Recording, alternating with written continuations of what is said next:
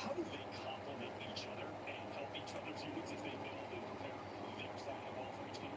Yeah, two veteran coordinators, and a big reason why both of them are here is because we want to make sure that we're running an offense not only is going to put us in a position to score points and win games, but also will prepare our defense. So being able to run two back, one back, empty, tempo, whatever it may be. And then the same thing on defense. Have enough variety, whether it's man coverage, zone coverage, cover zero, bear package, whatever.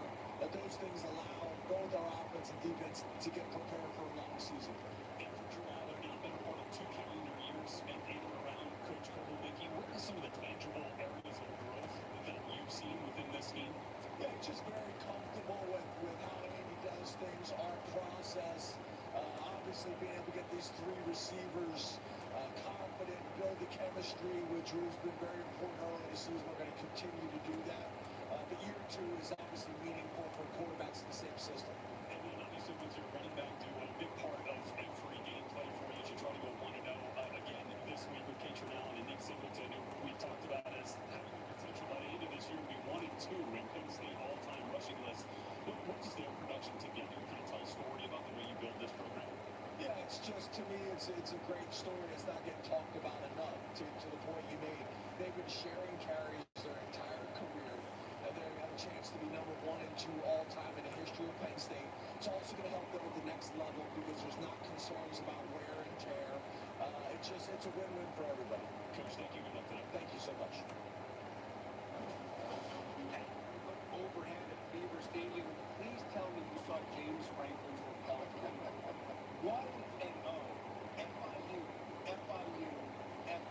Here every week on the Penn State head coach. The outside wants to talk about the national championship. We're back on countdown to kickoff. Rick Pizzo, Jerry Bernardo. Whether it's 1-0 or the national championship, let's be honest, it probably starts and ends. As good as the running back group is, as good as the defense is, Drew Aller is the guy who's going to offer the story. Yeah, there's no doubt. I mean, it's hard to win a championship on any level without the game to do it. And Drew Aller is a really good quarterback. There's been some criticism, if you will, about not being able to threaten depth of the field. I think they see that today. And obviously, the Penn State coaches don't trust everything that Drew does. But he's certainly a big-time favorite to State College. I think we're going to see it go, as we say, down today. 24-6 as a starter. Most quarterbacks, most programs would love a quarterback with those kind of numbers. But of course, it's in the biggest games that folks want to see Drew Aller show up, even after a couple of wins in the college football playoff. But now he has help. We saw Kyron Hudson's numbers from last week. Trevor Pena had a terrific debut as well. Transfers from USC and Syracuse, respectively. Now, Jerry, they have weapons on the outside to complement Katron Allen and Nick Singleton. Right, they had 16 receptions. They did a wide receivers last week. They only averaged 6 a year ago. So there's no doubt that there's change. It seems like the formula nowadays is this, right? It's older guys coming back and supplementing with issues with the point. That's exactly what Penn State philosophy is all about. The veteran guys get back and they count 3-quarter wide receivers to help them pass them. This is the model. And while Mother Nature may be saying, shouldn't you run the football today? The forecast is supposed to get better. But this morning should be fairly dry in case Andy Kovalnicki decides he wants Drew Aller to go. Now, we spent a lot of time in downtown State College. Nice place to be on a college football on Saturday. Or you could be in the Penn State backfield alongside Nick Singleton. That's what Katron Allen has been. How about those two guys? Maybe the best recruiting job in all of college football by James Franklin to keep both those guys out of the portal and have them finishing their career in State College. Countdown to kickoff, getting you ready for Penn State and FIU. We are presented by Ace Hardware, and the game comes away in 15 minutes. Let's continue to rock and roll today as the number 2 Penn State Lions host Florida International for the first time since 2007. That was a 59-0 win in the season opener then. So almost 20 years later, and following a 46-11 scoregami last week for the Blue and White Lions over the Nevada Wolfpack. Penn State switching from Nike to Adidas, which we'll get into later. There's still a game to be played here today. So thanks for tuning in and watching. As always, I'm your host, Encyclopedia Sports, Cohen Luke 96. These are, in fact, my college football, Penn State live play watch-along reactions live right here on YouTube. Once again, I'm your host, Encyclopedia Sports, Cohen Luke 96. Be sure to like, follow, and subscribe on social media.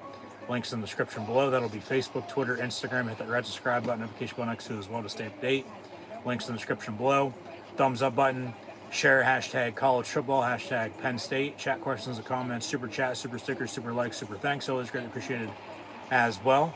As this video is powered by Rogue Energy, HopeKThrifts, and Dead and Hungry. First off, with Rogue Energy, be sure to get your favorite energy and hydration flavors in can or tub form shakers and Rogue Energy merch. Add the link in the description below.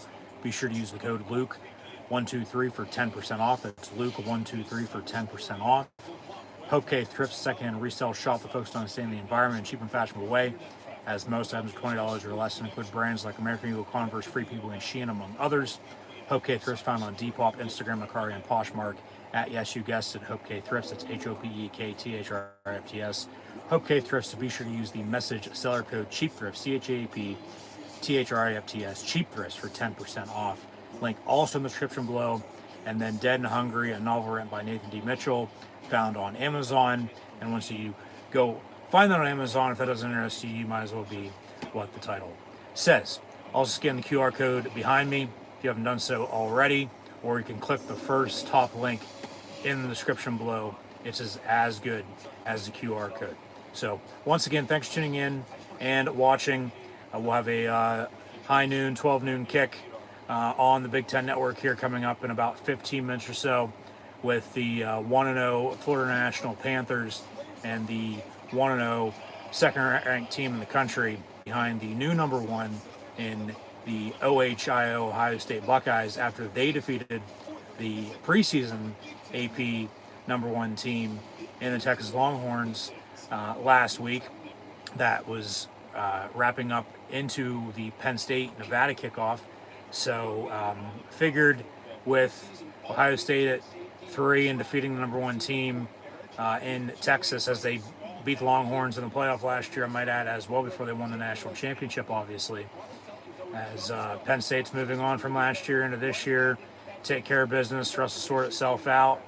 You know, do your job one thing at a time. Do whatever you got to do, whatever it takes to find a way to win.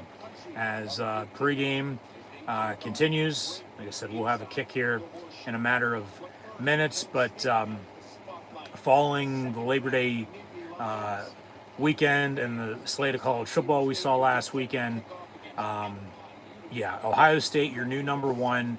Penn State stays at 2, and then the rest of the top 5 and top 10, top 25 filled itself out. We had a few college football games last night, kicking off week 2 as the NFL got underway. On Thursday night, with defending Super Bowl champion Philadelphia Eagles defeating the Dallas Cowboys. So we'll recap and preview NFL week 1. We'll recap and see what's going on in college football this week 2 before we preview next week as well. So stay tuned for that. But yeah, like I said, we still got a game to be played here today with Florida National and Penn State. So second all-time meeting, first since 2007. As mentioned, Penn State won 59-0 in the season opener. It was actually former Oregon and current Miami head coach Mario Cristobal's first head coaching gig and his first game as the Florida National head coach, and it was at Penn State, and Joe Paterno and the Lions got the job done once again, 59-0. So second all-time meeting today. Obviously this ain't Florida State, Miami, any of the other Florida schools down in the Sunshine State, from South Florida to FAU to USF and UCF, as the Blue Band is taking the field, and the drum majorette this year hits the flip. So hail to the Lions. We are Penn State, less than 10 minutes away now, they say, from kickoff. So, hell on water, and crowd still filing in. It is a early 12 noon kick for the students. Obviously, the season ticket holders are there, but rain overnight. We do need the rain in central Pennsylvania. It's rained maybe a total of 5 times over the past month. So, obviously, sunshine last week in week 1 against Nevada. We saw how the stadium was looking on TV with the renovation and the construction project. That's once again slated to be done by the start of the 2027 season. We talked about that a little bit last week. I'm sure we'll talk about it, again today, and as the season progresses, and all next year as well before it officially gets done. We'll get into the big topic, like I said, of discussion with Penn State, Nike, and Adidas at some point in time here today, a little bit later on, once we kick off and see how this game goes, as Penn State is another 40-plus point favorite. The spread and the over-under are very similar to what they were last week. Penn State's, depending on where you look, anywhere from 41, 42, 43 points. And then the over-under is at around 54. So, obviously, I care less about that. Just find a way to win, because that's what matters at the end of the day. That's the stat I want. And the bet to obviously come through. But yeah, like I said, this ain't any of the other Florida schools. As Penn State has played, I believe, all of them other than Florida Atlantic. So maybe they can get that on the schedule in the next couple of years. Just say they played all the D1 schools in the Sunshine State.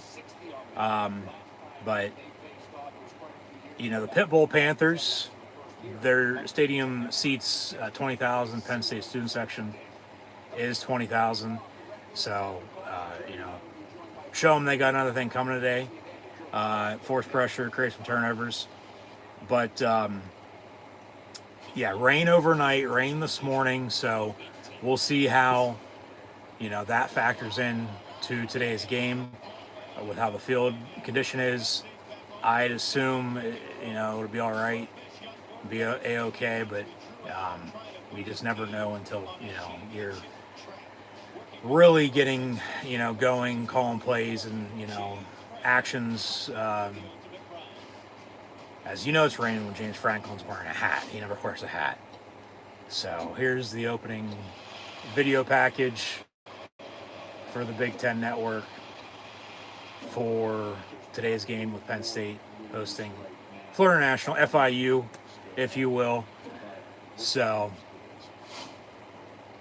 no, but I'd expect a lot of running the football today.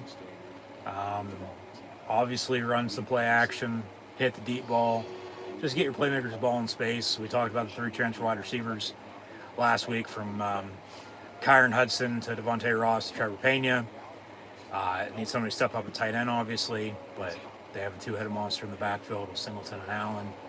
And, just let Aller, do what he's got to do and don't turn the ball over. Like I was saying, turnover-wise, force pressure. They're +3 in turnover margin one weekend, which is 4th in the country, top 5.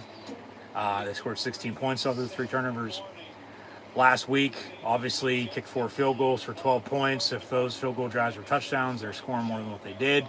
But yeah, we had a scoregami, first ever type of score, 46-11, with Penn State defeating Nevada last week. As here's an aerial shot of Beaver Stadium, and team about to take the field. So we will rock you. So yeah, it's a noon kick. It's Florida National, but you still got to take care of business. All right, don't be laying no egg. So the team has left the locker room, walk in the tunnel. There's the S zone, and as the line opens the gates, we we are Penn State. Like I said, 20 years of Zombie Nation already this year as well, which is a little hard to believe. But here we go.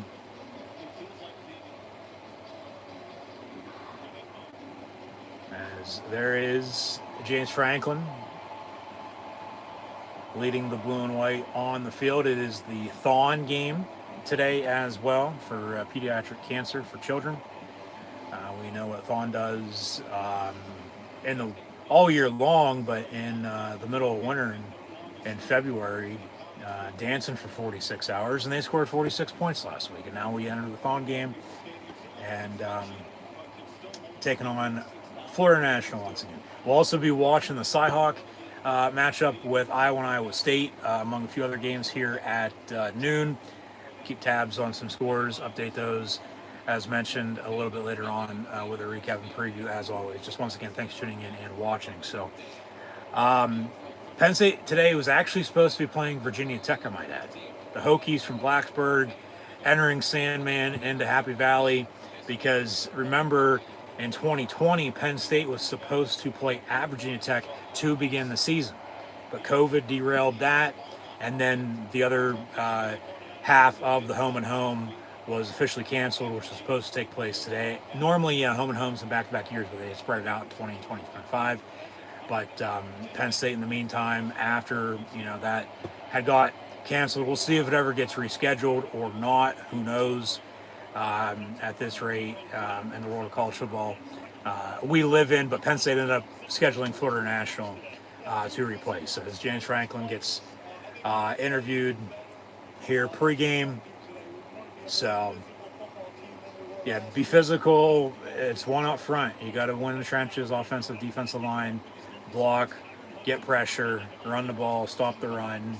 Like I said, air it out, but turnovers, capitalize off turnovers, and then rely on special teams, when needed. We had a big kickoff return last week. Didn't go for a touchdown, but it went for a decent amount, and obviously they still scored on that drive. Had to settle for 3, unfortunately. Like I said, 46 points.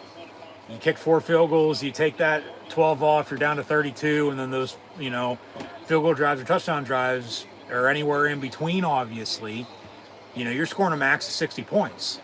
Obviously, they didn't. They scored 46, and it was 46-11, which was a scoregami, as I thought.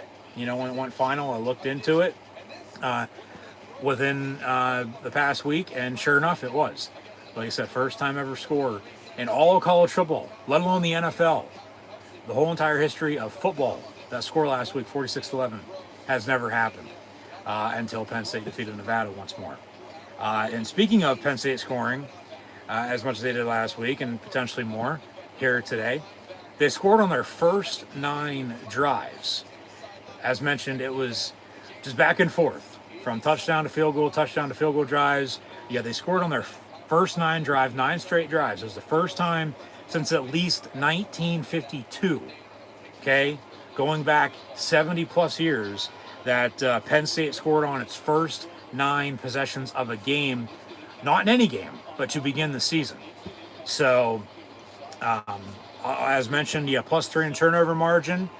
Try to add to that today. And then, like I said, FIU's used to playing in front of only 20,000 at a max, if they're lucky enough, at home, down in South Beach, Miami, Florida.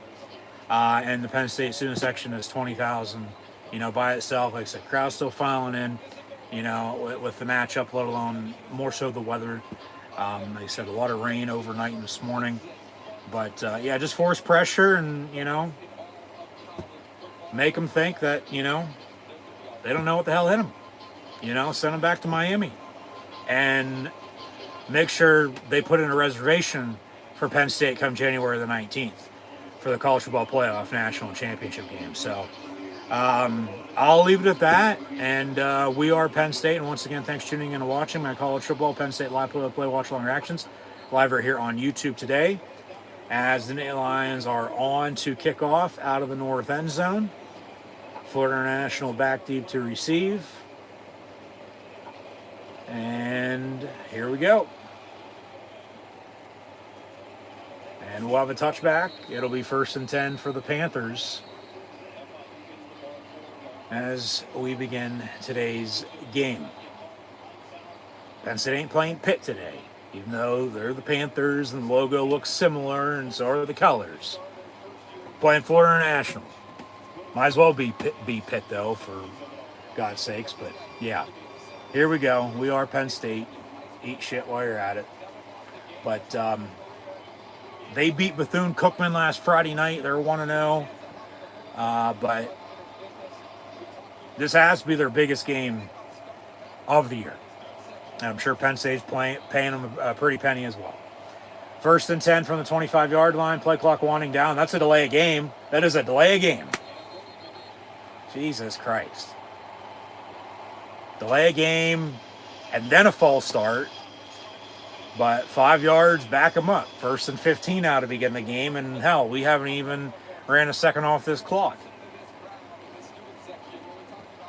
Haven't even run a play yet. Hopefully, nobody spits on anybody and gets ejected today. But 1st and 15 for FIU from the 20 now.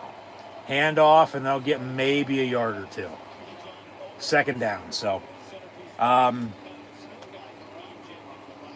yeah, like I said, I'll leave it at that, and we'll just see how this game goes and go from there. But yeah, coming up halftime as always, recap and preview. And then later on, we'll talk about Penn State. No longer going to be associated with Nike and going to be moving forward beginning next year with Adidas. 2nd and 13. And pressure, but pass over the middle, high, almost caught, but dropped incomplete. So 3rd and 13 coming up. Once again, still, as we all are early in the season, this team is this team, last year's team was last year's team, next year's team will be next year's team. But this year's team in 2025, obviously, once again, as we all are, still learning the roster, still learning the depth chart. More so on defense, I think, than on offense. We know who, is up front and who the quarterback and the backs are and the receivers and all that. But defenders, as he avoids a sack, and Mike Vick, lefty quarterback, Jenkins, avoided a sack, threw it to nobody, but then Penn State was there to almost pick it off, but he caught it out of bounds, so it falls incomplete. It's 4th down, FIU to punt, and PSU, Penn State, to get the ball here offensively for the first time today. So Devontae Ross, the transfer from Troy, is back deep to receive. Last week they also had Pena back deep receiving punts as well. But looks like just Ross right now. And he'll field to the 28. And 30 to the 35. All right, 7-yard return. I'll take it. As FIU had the ball for 53 seconds and went 3 and out and had a punt. Penn State ball, 1st and 10. And we'll see what Andy Kotelnicki draws up with his Blizzard offense. Feels like football weather today for sure. Last week, sun was out. It was cold in the morning, but the sun came out and warmed up a little bit. Like, it's just overcast and cloudy with some rain. It's just, they're going to go Wildcat as Aller motions out bottom of your screen. Allen gets the direct snap, hands off to Nick Singleton, who then gets a good 7-8 yards far side. And they'll have a 2nd and 2.5, 3 yards coming up. A minute in, so. They put a tight end in motion. Aller went out wide, and then you ran the Wildcat. And just a little simple handoff and, positive yardage. So, Nick Dawkins at center going to be snapping the ball to Drew Aller. He'll hand off to the fat man, Katron Allen. So Singleton and the fat man, the first 2 plays have a carry each. Also up front on the line, your left tackle is 66 Drew Shelton.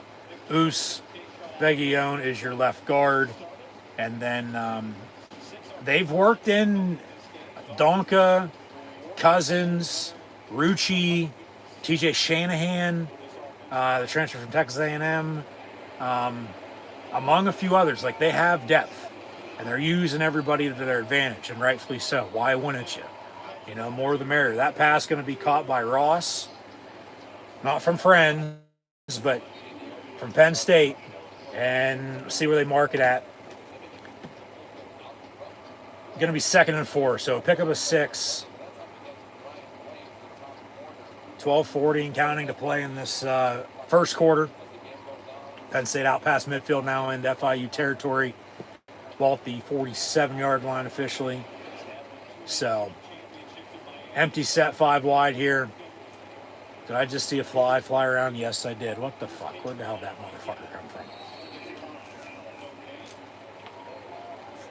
There must be a crack in a window somewhere. Go to hell. They will be before too long because it's going to be getting cold here. But anyways, no gain on that play on 2nd and 4. It's 3rd and 4. And of course, like, I haven't fucking seen him at all. And then as soon as I start streaming, he fucking appears. It's like he wants to say hi or something. I don't know. 3rd and 4. Trips in a bunch, top of your screen as Penn State's marching left to right across your television screen, ready on a dial. Wanted to go deep, far side. A little miscommunication on the pass to a few intended targets because everybody's just standing around in a circle there in the same area the ball was thrown. So they do get a first down, but then, you know, drive stalls and they're going to punt. No, they're not. They're going to actually line up to go for it on 4th and 4 here. Obviously, try to draw them off sides. 5-yard penalty if you do. It's automatic first down then at that rate. We'll see if they actually go for it. This rate, I wouldn't be surprised knowing them. But Pena in motion. They will go for it. Slant, caught, incomplete. So they go for it. It's turnover on downs. And FIU going to get the ball back. So a punt and a turnover on downs for Penn State here. And we'll take a break and get back to it. 0-0 a few minutes in. And I mean, you punt there and you play field position, but they go for it and they don't get it. So going to need a stop by the defense, clearly. I mean, we know how Nevada started the game last week. Had a good drive going before they turned the ball over. Penn State scored off of it, you know, and then one play later, they turned the ball over again, and Penn State scored off that once more. But Penn State clearly not going to score on 9 straight drives to begin this game today because they go 4 and out, turnover on downs to begin the game today. But did force a punt, a minute in. See if they can do the same here. You know, and then control the clock, you know, if you're getting the hell off the field on defense, you know, as the game progresses. But you had a couple decent runs there, and then it stalled out.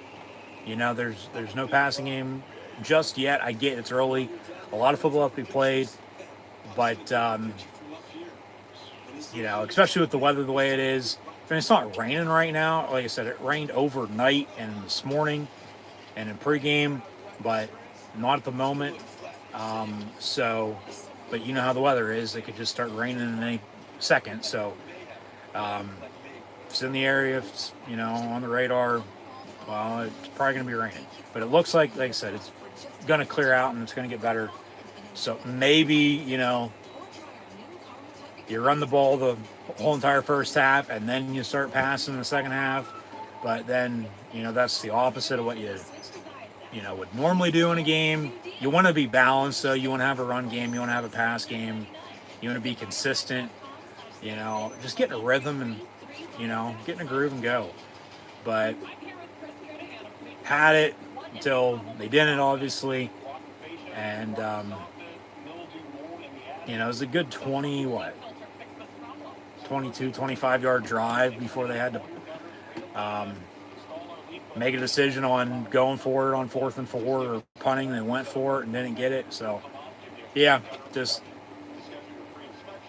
is what it is. What can you do? And see how the defense fares. But Denied Dennis Sutton and Zane Durant had big games last week.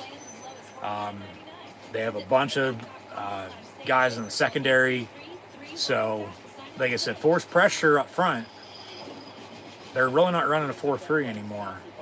They're running a 4-2-5 with only two backers of Rojas and Campbell transferred in from North Carolina, but Dom DeLuca has been around. We know how he is. So FIU hands it off, and Rojas along with Wheatley, Campbell, 24, giving us a soup on a 3-yard stop. So from midfield, 2nd and 7 coming up here for the Panthers. And see if the defense here can get a stop, especially after Penn State, turned it over on downs. Pressure, and voids another sack, gets rid of it, and they get a first down. So they'll move the sticks, and here we go. Defense just going to have to, get a stop sometime. But like I said, Nevada did the same thing to begin the game last week, Drove before they turned it over, and then one play later, turned it over again. Penn State's up 10-0 a couple minutes in, but right now it's just relax, Sloan City wins the race for one, but just one thing at a time. And more pressure, that pass on the screen, incomplete. And that's not Max Granville, 18 on the pressure, is it? He's hurt.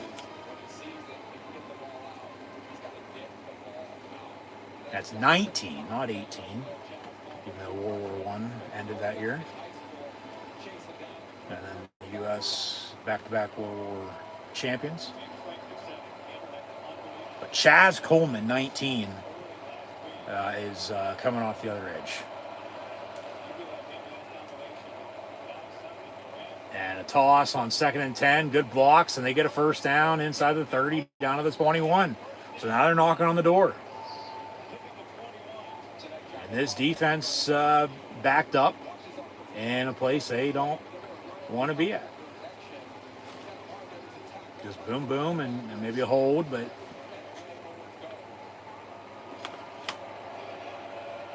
first off, got to stop the run. They're getting pressure, but make them make a mistake, they are quiet in this crowd, give them credit. And if they do score, these will be the first ever points Florida National scores against Penn State, because once again, first meeting back in 2007, second all-time meeting today, they got shut out. So out of the pistol, 2nd and 8. Now up under center.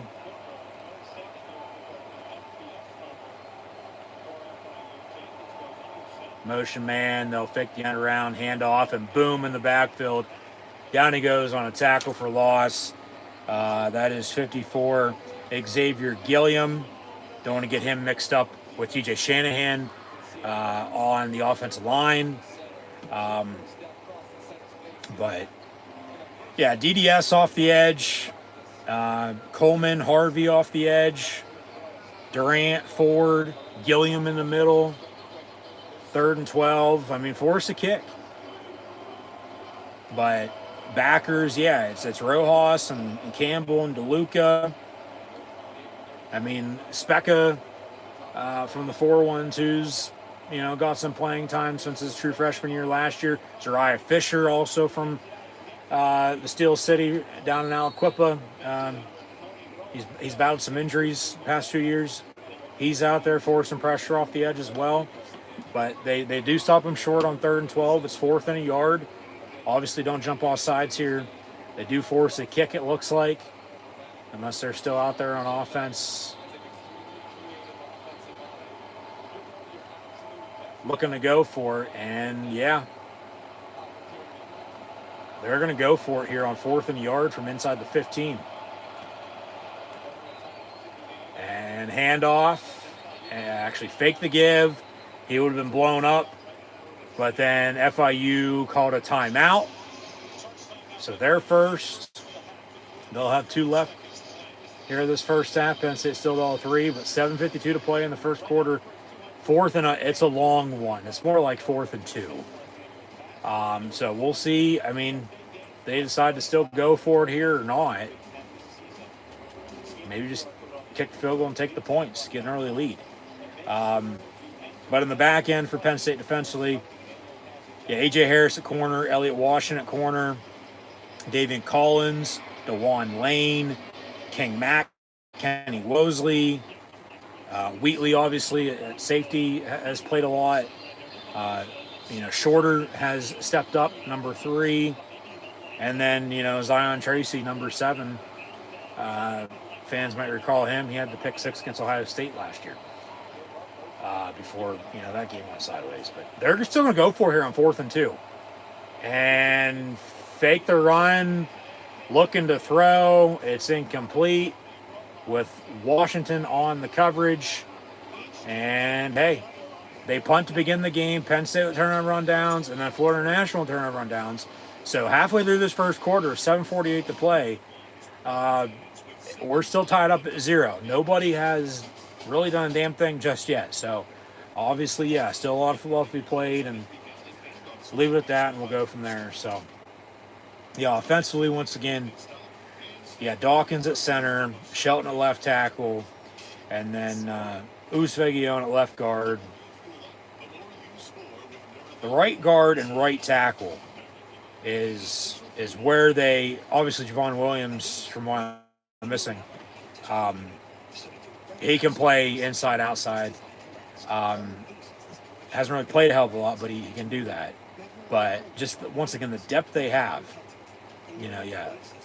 Shelton at left tackle, Vegion at left guard, Nick Dawkins at center. And then, the right side, it just, once again, with the depth they have, from Donka to Rucci to Shanahan to Cousins, Williams, Rowley, next in line after that. I mean, they're good 2 deep if they need to be, but they're really working 3 on the left side with the center, and then on any given play, on any given drive throughout the whole entire game, from what I noticed last week and already today, obviously, I mean, they still might be trying to figure out what 5 is going to blend together and going to work the best, here early in the season, just so they know moving forward. But, they got a good, 4 or 5 guys for 2 spots then on the right side. Let alone, you want to bring in an extra lineman to block, by all means, go right ahead. Especially with the run game that they have. Singleton and Allen, 2-headed monster. As mentioned last week, they're, both vying for the all-time leading rushing record in Penn State football history, which is a little hard to believe, but they are. And we'll see who gets it at the end of the year, if either of them do. Or if both of them do, and then they just flip-flop. And then we'll see who's really at the top once the season's over with. But, Aller at quarterback. Grunk played a little bit in relief form last week. But then, it's the wide receivers. It's from Kyron Hudson, number 1, to Devontae Ross, number 5, to Trevor Pena, number 8. Aller looking to throw, going to go deep far side, and it's incomplete. But going to get a defensive pass interference, it looks like. Hopefully a spot foul out past midfield. Be a big, 35-yard penalty on a 15-yard PI. Automatic first down. So, okay, they do say 15 yards from the previous play. So, DB never turned around until he already hit him and then went for the ball. Obviously, they're going to call that all day. You can't play the receiver. You got to play the ball. If you play the ball, they're not going to call it. You play the receiver, they're calling it all day. But then also, at wide receiver, Liam Clifford's the 4, and then Tyseer Denmark's the 5. Singleton on a run. He gets to the 45-yard line for a Penn State first down. But like I said last week, without Tyler Warren now, obviously, who steps up at tight end? Seemingly going to be by committee with Khalil Dinkins and company, as Aller gets the snap once more from the center from the 44-yard line. Pass incomplete. Speak of the devil. Intended for number 16, Khalil Dinkins, who we thought was returning kickoffs last week for whatever reason. It wasn't just me. Brad Nessler did as well, among a few others. But that's the thing with college football. It's not like the NFL. There's one single number for the whole entire roster. College, there's at least two for some numbers. Sometimes there's three. It just depends on how many you have on the roster. But that 16 was King Mack, obviously, in the secondary. Former Penn State, transferred to Alabama last year, transferred back to Penn State this year.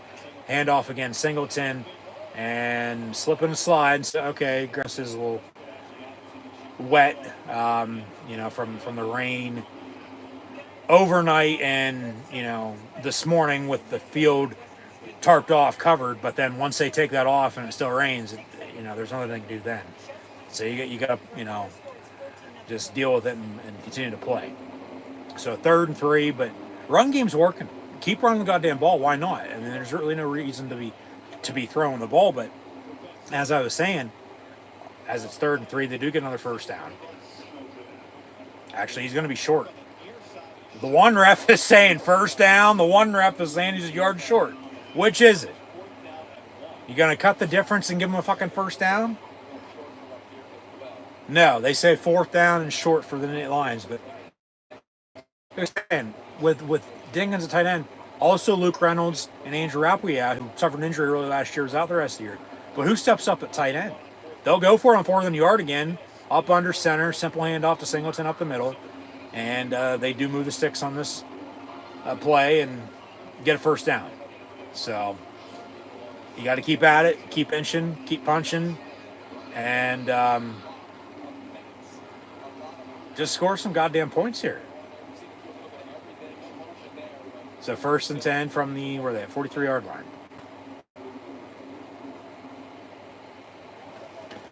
5:15 counting to play in this first quarter. So Allen gonna motion, as does Luke Reynolds. Good block, good run inside the 40, 35, 30, 25, pushed out. But another Penn State first down in the meantime. So they're knocking on the door, looking to score some points here finally. After forcing a punt, going 4 and out. 4 and out by FIU, and then Penn State drives. Pass incomplete near side, intended for Dinkins. So a couple drops his way.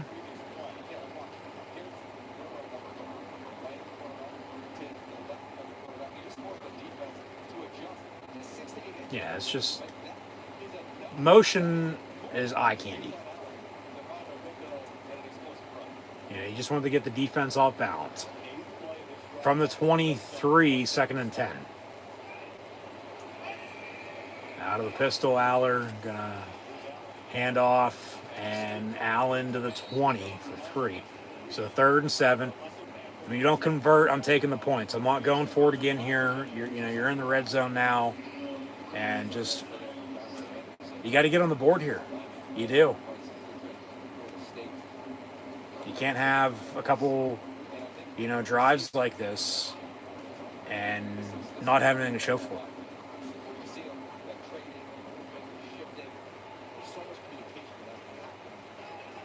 So an empty 5 wide set till Singleton motions back in.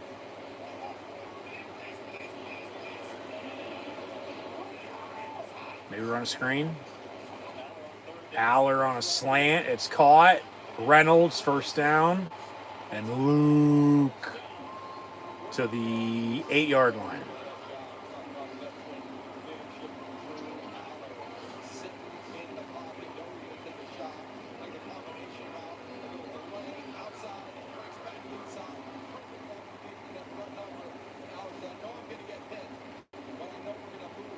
Be 1st and goal officially for Penn State here.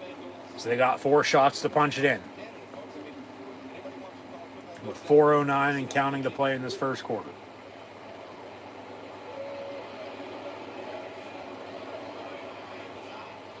Singleton gonna not get it. Aller rolls out in the end zone, wide open, caught, touchdown, Nittany Lions.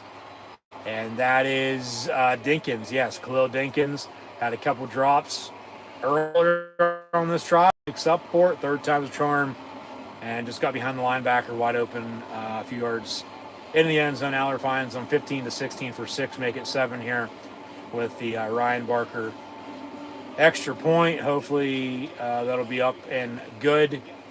But yeah, Penn State strikes first and has an early touchdown lead. Pump fake got the backer to bite, allowing Dinkins to get a little bit more open, and Aller finds him for 6. Kicks up and good. So 7-0 now Penn State. We'll update some stats and scores finally as we've hit the bottom of the hour. And we'll take a commercial break. So we'll get to see the defense back out there momentarily. Now holding a 7-0 lead, so let the dogs eat now.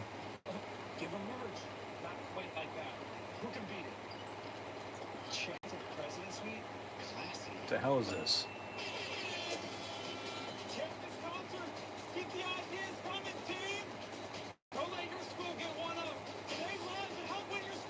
So Big Ten commercial.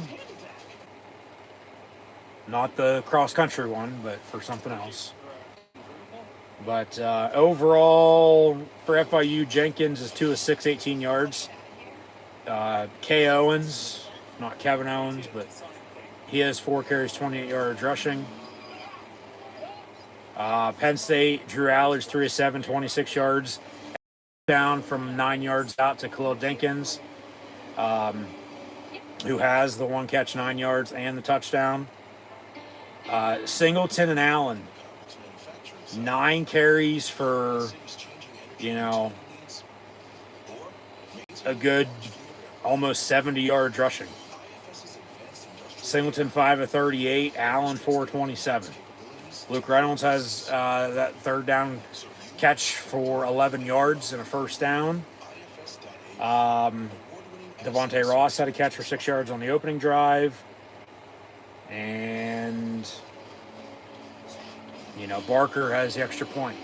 Speaking of the devil with the Big Ten commercial, from Washington to Oregon, UCLA, USC, Nebraska, Iowa, Minnesota, Wisconsin jumping around. There's Northwestern. Illinois is at Duke right now. Purdue and Indiana in the Hoosier State. Michigan State up there before OHIO. And Maryland, Rutgers, but we are Penn State in Happy Valley. So, yeah. 7-0 the Lions, and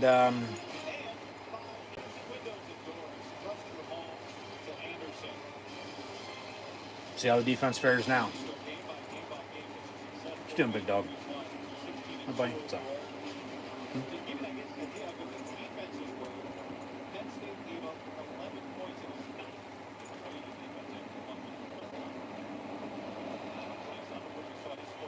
So Penn State kicks off, and it'll be a touchback. So 1st and 10 FIU from the 25. And, yeah, just get after them. Stop the run. Force pressure. Like I said, get a turnover or 2 and score off it. I mean, maybe that's the spark they needed, to wake the hell up here and, make some goddamn plays. So Penn State leads 7-0. 3:54 officially to play in the first quarter, but yeah, 1st and 10 FIU from the 25. Handoff, and 2 and 24. That's Collins and Campbell and company on the tackle.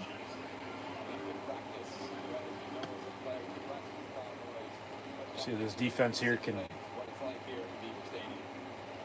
give the offense some insurance and get the ball back with some good field position, but 2nd and 5.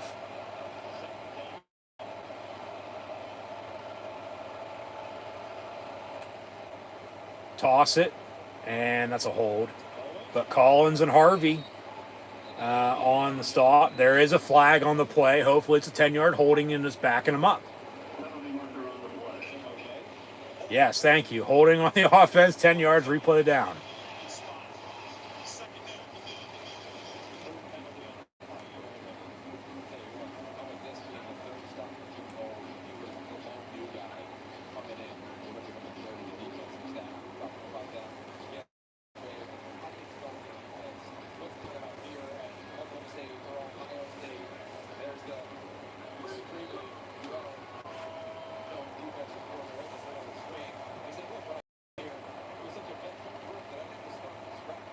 Second and 15 from the 20.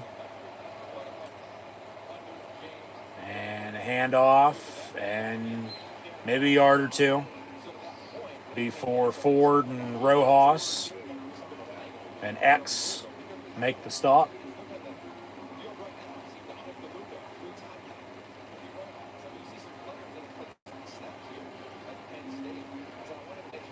So Harvey comes out, DDS comes in. 3rd and 13, and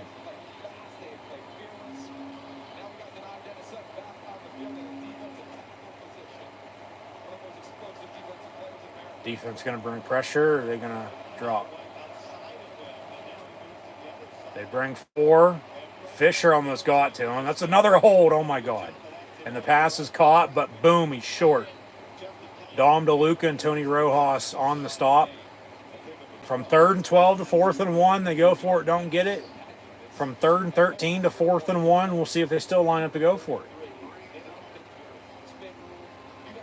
I mean, they go for this, and Penn State stops them. I mean, they're getting the ball back on the plus side, not even the 50, but plus side of the 40.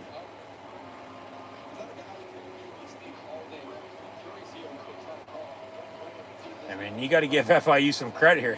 Some fucking balls going to Penn State and going to go for it again on 4th and a yard from inside their own 35 fucking yard line to 34. They call another timeout. So a minute 30 to play in the first. They call another timeout, so they'll have 1 left in the first half. I think they were trying to get Penn State to jump. But shit, they called a timeout last time they 4th and 1 and still went for it. So 4th and a yard here again. They call another timeout. They still going to go for it, or they're going to punt.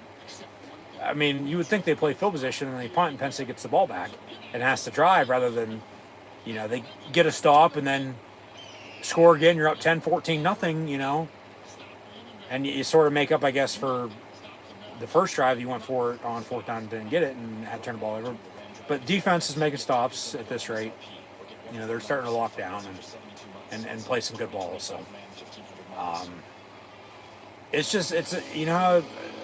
football is a team sport. It's a collective. There's no I in team. And like I said, tight end and on defense, it's going to be a lot of different guys. But that's just, you might think it's bad, but it's not. It's always next man up mentality. If somebody doesn't get hurt, knock on wood. Not saying anybody want anybody to get hurt, but just, if so, knock on wood, though, in the meantime. But yeah, next man up mentality. And then it goes to show with the way they've recruited and worked the transfer portal. And, they have who they have on the team for a reason. And they're playing them for a reason because they're good enough to be playing. So, like I said, more the merrier. If you have X amount of guys playing because they're all that good, like I said, then by all means, let them play. More the merrier. You just get them on the field. But that's what's hard about it, because it's a good thing you have the depth. It's a good thing, in case somebody would get hurt. But good thing, because then you're playing everybody. But the hard thing about it is trying to find time for everybody to play. And, situational football and just who you're playing and what they're doing, and just it all depends on the situation. So 4th and a yard, they call another timeout, and they're still going to line up to go for it. So come on, defense, let's get a stop. And they'll pass it near side. It's caught. They do get the first down. So they'll move the sticks and try to cut this lead.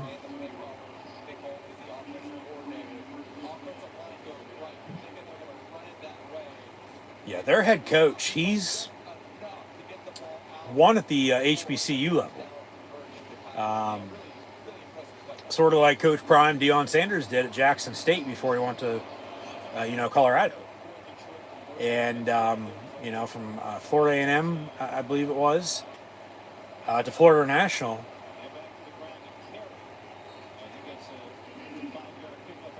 FIU, I mean, shit, they were getting votes in the top 25 last week. So, yeah.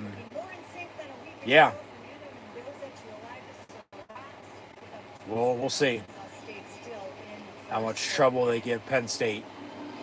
But 2nd and 5 here as we near the end of the first quarter. They will have to snap it. Good 12-second differential between the game clock and play clock.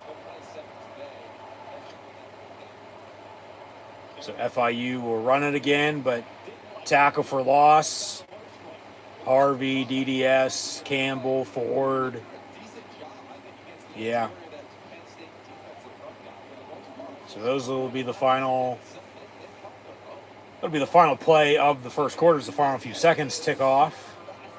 And yeah, at the end of the first quarter, Penn State leads Florida National 7-0. So once again, thanks for tuning in and watching college football. Penn State live play watch long reactions live right here on YouTube. As always, I'm your host, Encyclopedia Sports, Cool and Luke 96. Be sure to like, follow, and subscribe on social media. Links in the description below. Thumbs up button, share, chat questions and comments, super chat, super sticker, super like, super thanks. Those are great, appreciated as well. And be sure to scan the QR code behind me if you haven't done so already. So, also right now in college football here at noon. Yeah, Florida National at Penn State. We've got San Jose State at Texas, Illinois at Duke, East Texas A&M at Florida State, Iowa State for the Cyhawk, Baylor SMU down in Lone Star State as Indiana's hosting and up on Kennesaw State. Kent State's at Texas Tech. Northwestern State is in Twin Cities taking on the Golden Gophers of Minnesota. And in the ACC, an early conference showdown with Virginia and NC State. Pitt is hosting Central Michigan. UConn, Syracuse, normally good in basketball. We'll see how it is today in football. Liberty's at Jacksonville State. And then games still to come today before we preview next week. Utah State at Texas A&M, Western Carolina at Wake Forest, Howard at Temple, Idaho State, New Mexico. Ohio State is hosting Grambling. Georgia hosting Austin Peay. Oklahoma State's going to Eugene to take on the Oregon Ducks. Troy at Clemson. Ole Miss at Kentucky in the SEC. East Tennessee State at Tennessee. A old Big 12 rivalry with Kansas and Missouri for the border war. Miami, Ohio at Rutgers. Fresno State, Oregon State. Gardner-Webb, Georgia Tech. Bowling Green, Cincinnati. Colorado hosting Delaware. Linden Woods at App State, Texas State, UTSA, UAB at Navy, North Texas, Western Michigan, St. Francis Red Flasher up in upstate Western New York taking on the Buffalo Bulls. Bryant is at UMass, Middle Tennessee State at Wisconsin, WVU at Ohio, Northern Iowa at Wyoming, South Florida at Florida, Arkansas State, Arkansas, Sacramento State, Nevada, Jackson State, Southern Miss, Cal Poly's at Utah, Texas Southern and Cal, Missouri State Marshall, NC Central at ODU, Campbell at East Carolina, Florida A&M, FAU, Bethune-Cookman's at Miami, South Carolina's hosting South Carolina State. Bill Belichick lost his first game as North Carolina head coach on Monday night against TCU after they got out to an early 7-0 lead. It all went downhill after that. But Carolina Tar Heels are at Charlotte, taking on the 49ers. I'm sure Dale Jr.'s loving that game, especially on NCAA College Football 26. But pass over the middle to begin the second quarter. On 3rd and 6, FIU completes for 1st and 10.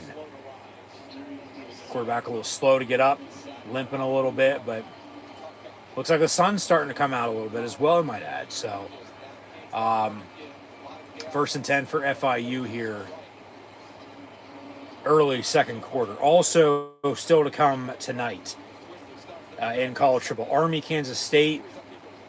As Army lost on a game-winning field goal last week in double overtime. Kansas State obviously lost across the pond in Ireland. Iowa State week 0. Almost got upset at home last week, but so that game goes tonight. Houston going to stay in Houston, BB at Rice. NCA&T at UCF. Western Kentucky at Toledo. Northern Colorado, Colorado State. Memphis, Georgia State. Tulane, South Alabama. LIU, Eastern Michigan. And then we'll get into the nightcap.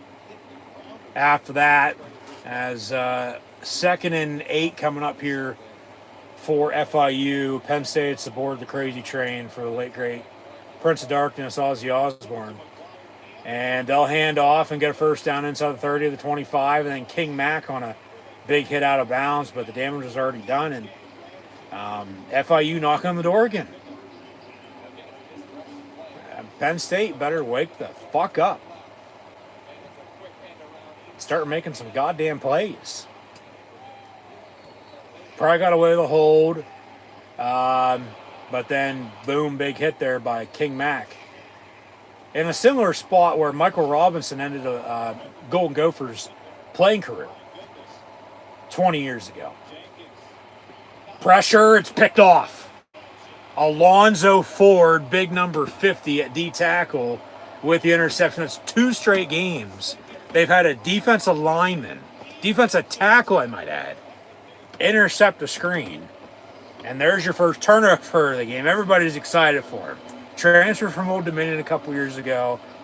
He's battled injury, but talk about a big boy. Alonzo Ford is officially, as I look at the roster, 6'2", 305 fucking pounds. So, yeah.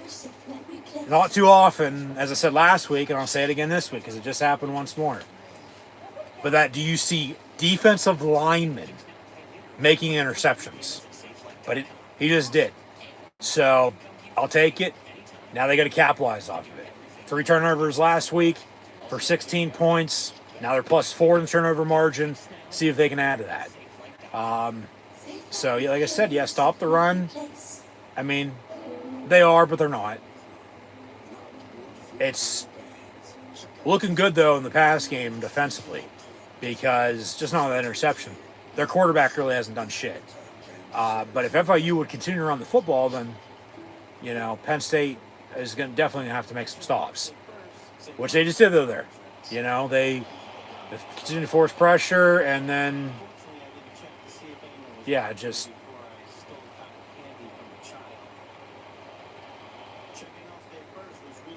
a turnover, hopefully to 3, make it 7 points here early second quarter. So we'll see how this pans out now for the offense, and we'll go from there. So continue on with a preview of what's to come tonight.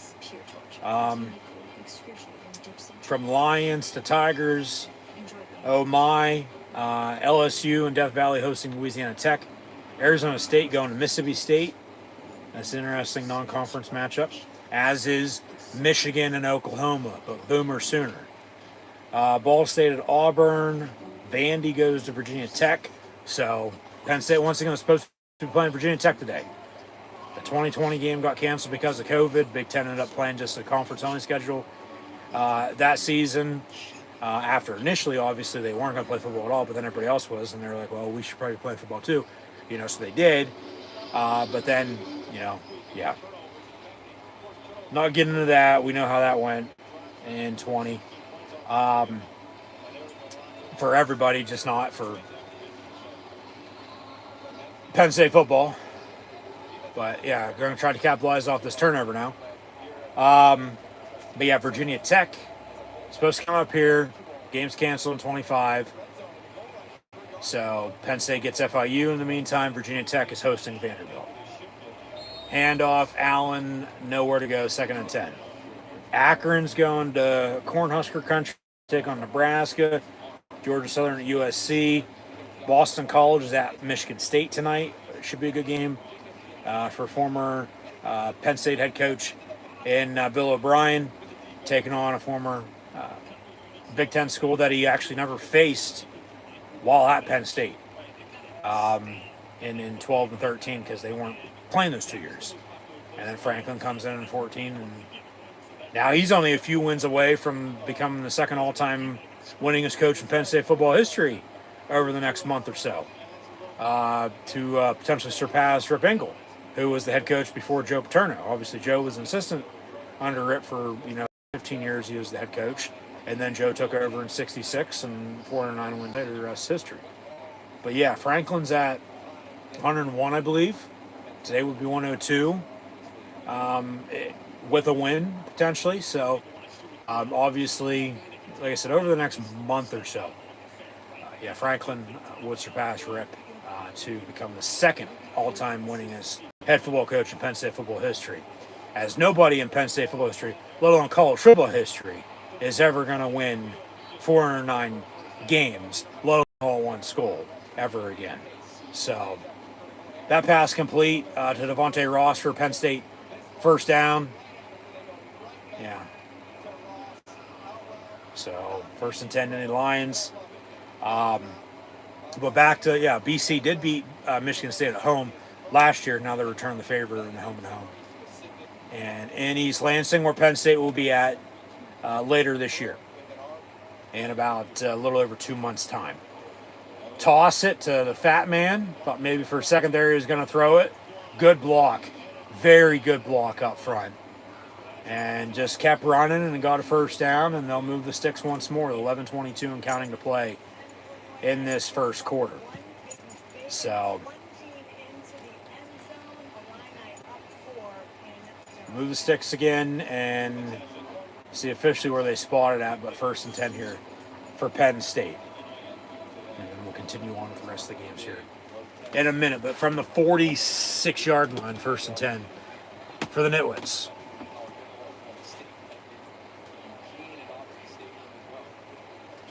Running end around. Singleton going to get good 4 or 5 yards near side, so just keep working at it, obviously. Chip away, get some chunk plays. You got to strike while the iron's hot, though. You got to capitalize off this turnover and score some points. Aller looking to throw down the middle. It's called the 30 by Hudson, number 1, Kyron Hudson. But there is a flag on the play. See what the dirty laundry is here from the Zebras.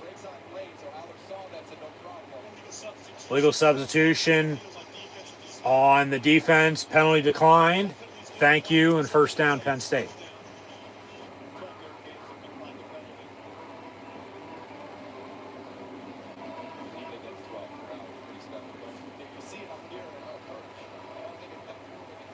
Yeah, 12 on defense.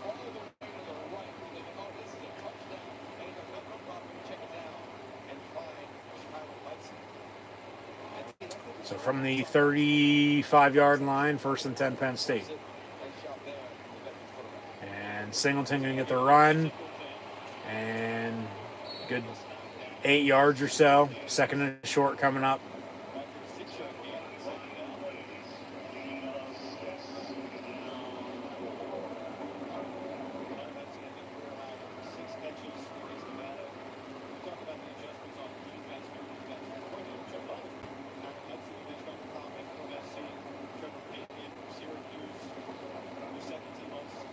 Second down here for the offense.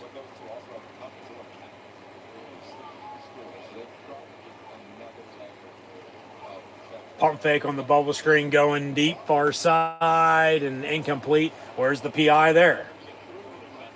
No. 10 for Hudson. It's incomplete.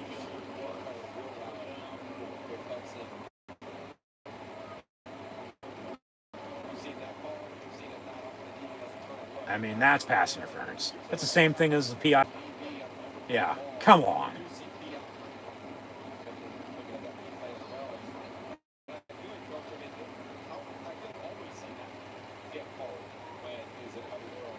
That's pass interference, so that's a missed call by the refs. So frankly, we know how he went after the refs at the end of the game last week. He's getting pissed off here early. And rightfully so. The refs have one fucking job to do, and they can't even do it right. So Penn State runs it there on 3rd and 4. Now it's 4th and 2. They can go for it again. Kick a field goal maybe. You got to score off this fucking turnover.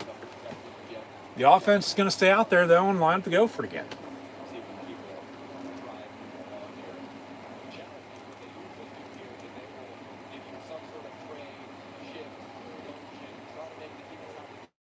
Pena in motion, out of the pistol. Like, where the hell's the tight end at? They'll run it again on 4th and 2, and he's not going to get it. No. God damn it. You got to be fucking joking. You got to be fucking kidding me. Jesus Christ.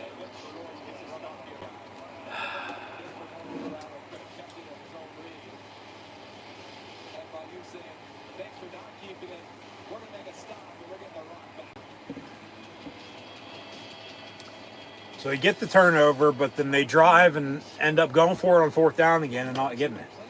So, going for it on fucking 4th down. You're not succeeding today. You know, take your goddamn points. I mean, that could be 3 points off of a turnover, and you're not going to be playing Florida National every goddamn week. That's just frustrating. It's a game of inches, and he came up just an inch short. That's is what it is. But I mean, come on, man. Seriously, come on.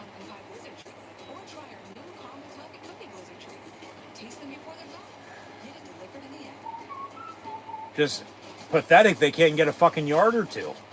You know, in a crucial, 4th, even 3rd down situation. You know, because then that brings up 4th down.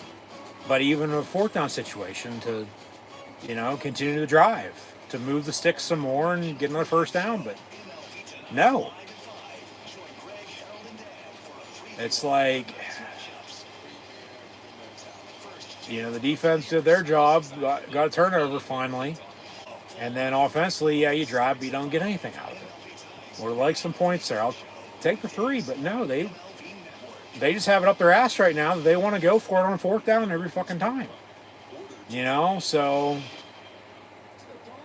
we'll see how much longer that keeps up with them not succeeding. I believe they're 1 of 3 now on 4th down today. So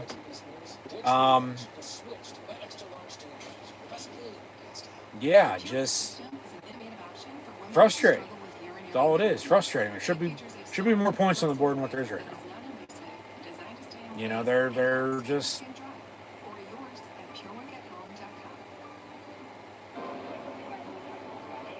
They're taking it for granted, to be honest with you. Yeah, so let's make some noise, defense, and get another stop, get another turnover, and see if they can score off of that. Yeah, they're 2 of 5 on 3rd down, 1 of 3 on 4th down. And they can't stop the run. They cannot stop the run. They can stop the pass with the pressure, but they cannot stop the run. And, I mean, they're running the ball well themselves, but then they're coming up just short. I mean, nice open field tackle, but just frustrating on Penn State's end and perspective of things. Pass, high, caught, and shorter on the stop. So, big 1st down completion there for FIU, and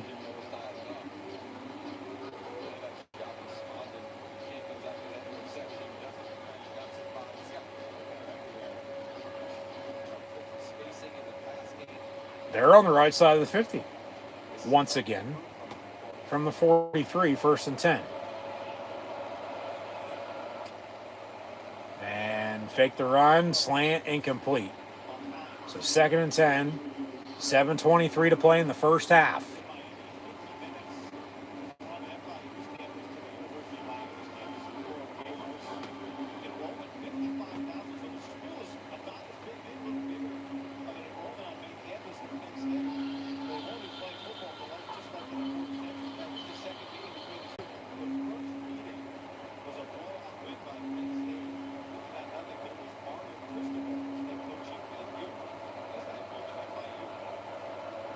So from the 43, 2nd and 10. And a handoff, tackle for loss. And denied Dennis Sutton, saying, all right, let's go.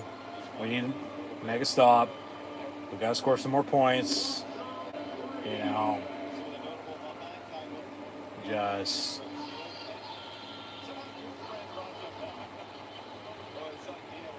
come on, defense, let's go.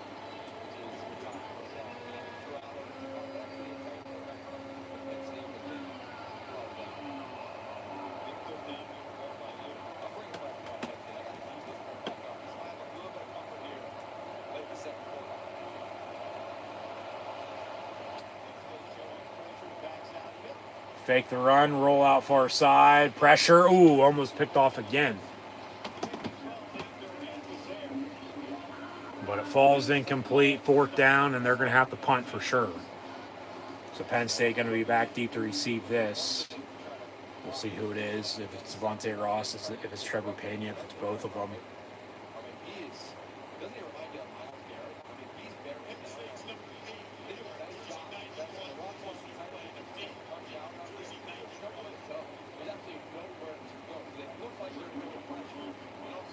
So Devontae Ross back deep. So it looks like he's going to be the punt returner right now. And obviously, ooh, they blocked the punt. They blocked the punt. Dom DeLuca on the block. And FIU recovers, but it's still going to be Penn State ball. 1st and 10. 6.5 to play in the half.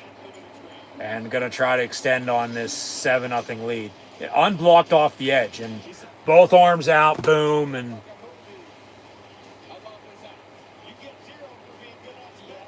first block punt for Penn State in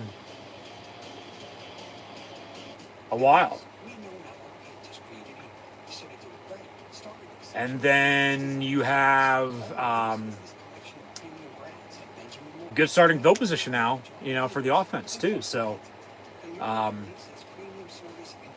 yeah, it works out, you know, with obviously the way this game started, real slow. You know, they force a punt, but then they go turnover on downs, as does FIU. Penn State scores. You know, FIU turns the ball over. Penn State can't capitalize off of it. But then they block the punt. You know, so yeah.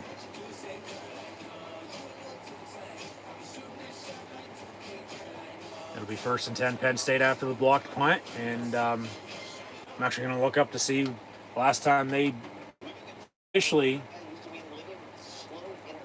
blocked the punt. With HughesNet satellite internet, you can do it all. Connect, stream, and play. Wherever you live, with faster speeds than ever before. Up to 100 megabits per second. More streaming, more browsing, more shopping. And unlimited data. So you can enjoy more of what you love online. More of everything. Plus whole home Wi-Fi. Eliminates dead zones for a strong, reliable connection throughout your home. That's why people on Trustpilot give HughesNet such high customer satisfaction ratings. That is right. Act now to get free professional installation and get exclusive limited time offers. This is satellite internet built for rural America. Don't miss your chance to save on fast home internet. Get HughesNet today. Call 1-800-605-6208.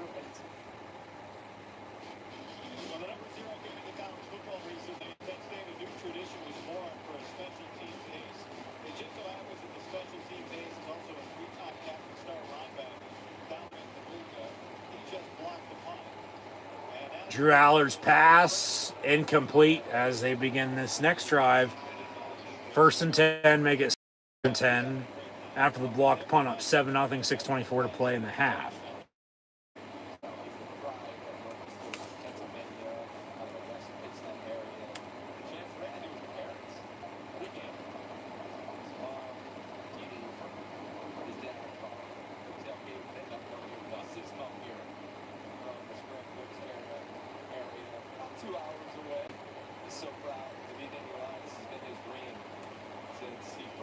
So 2nd and 10 from the 45. Pass complete near side. Kyron Hudson for about 4.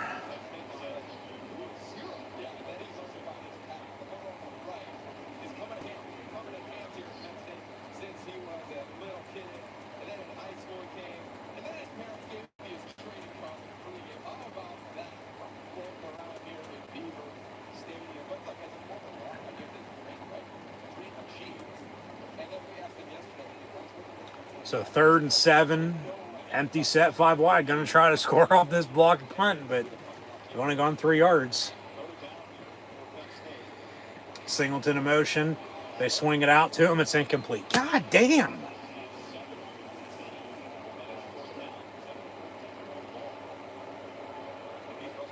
Jesus fucking Christ. Do fucking something. Just... They're in no rhythm whatsoever. They need to settle the hell down and relax. Now they're going to punt. Just not for the first time today, all season. And it's not Riley Thompson anymore. It's Gib Wusu, big 99 on the punt. And it's going to be down at the 1. It's going to be down at the 1 yard line. All right. So, can't score off the interception. Can't score off of a blocked punt. But then the punt following the blocked punt, they down it at the 1 yard line. Defense needs a stop.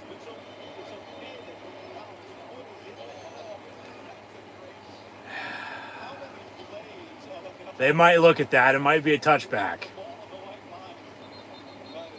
But as of now, it's down at the 1.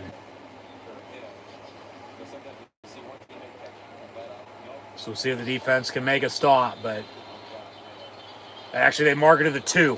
Ball at the 2 yard line. And now they're going to look at it. Jesus Christ. Yep, previous plays under further review. They're going to think about it. Hopefully they tell us something good.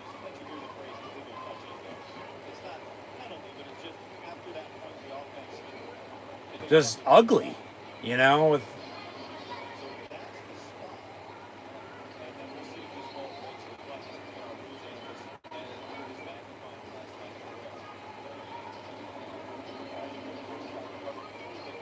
yeah, right there.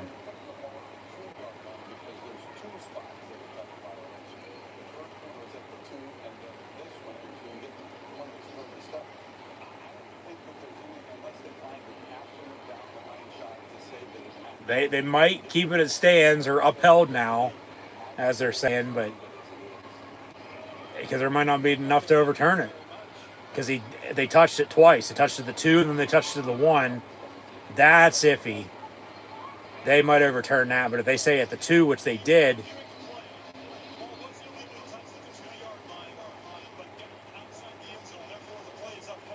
it's upheld. It's first down, and it's going to be FIU ball at the 2. They need to do away with this upheld shit. Upheld sounds like it's, you know, upheld. Like it's overturned. Just stick with stands. Or confirmed. So it is FIU ball, 1st and 10 at the 2. Come on, defense. Get after them. Let's get a safety. Then we can find out last time they had a blocked punt and a safety in the same game. 2 yard run, so they're going to move it breathing room here. 2nd and 8.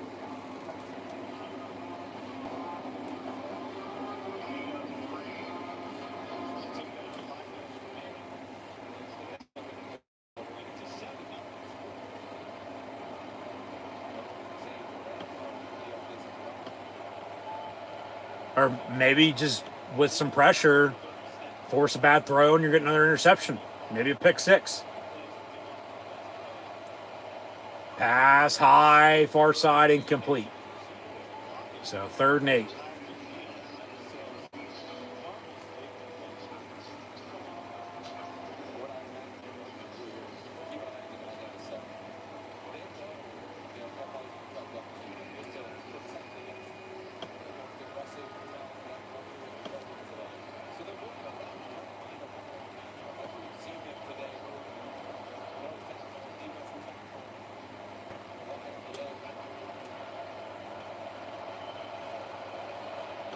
3rd and 8. And pass complete, but nice open field tackle by Wheatley. Maybe a couple yards, but 4th down, they'll punt. Penn State's going to get the ball back and still have good starting field position, but they weren't able to, use their advantage on the last drive after the blocked punt. And they pin them deep. The 1, they get the 2-yard line.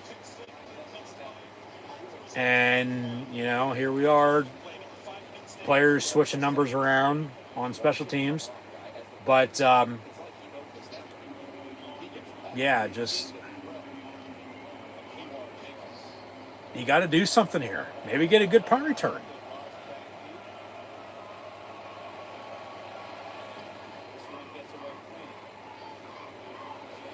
Ross from the 45. Devontae Ross. 50, 45, 40. And down around the 36, 37-yard line. So 1st and 10 from there. But you got to do something off of it, man. You got to do something, man. You just got to.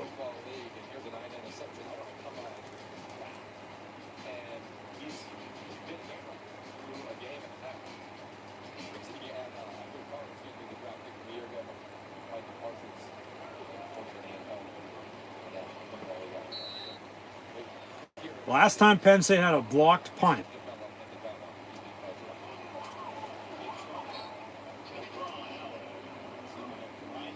Well, it was Dom DeLuca today. It was Dom DeLuca 2 years ago against UMass.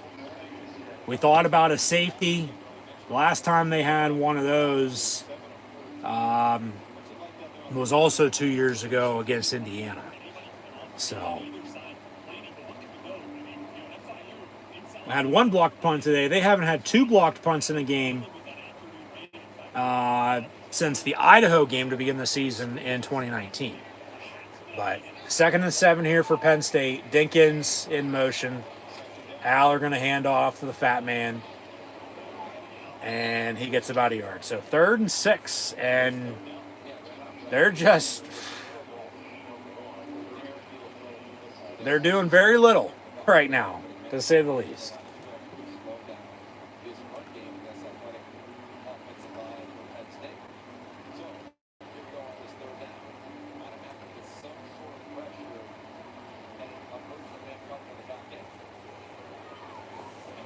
As we near the 2-minute warning, 3rd and 6 coming up.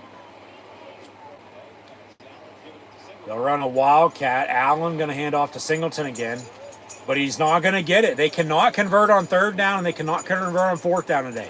They have a little bit of a running game, but not much. Passing game really ain't there. And do not go for this on 4th and 3, okay? Kick the field goal. Take the points. They're going to take the 2-minute warning in the meantime and make up their mind. But kick the field goal. If you would have kicked a couple other field goals, you'd have more than 7 points already as it is, to add 3 more than on now. So, yeah, just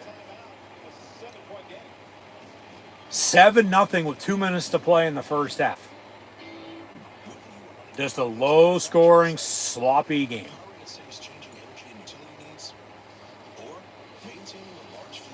So, yeah.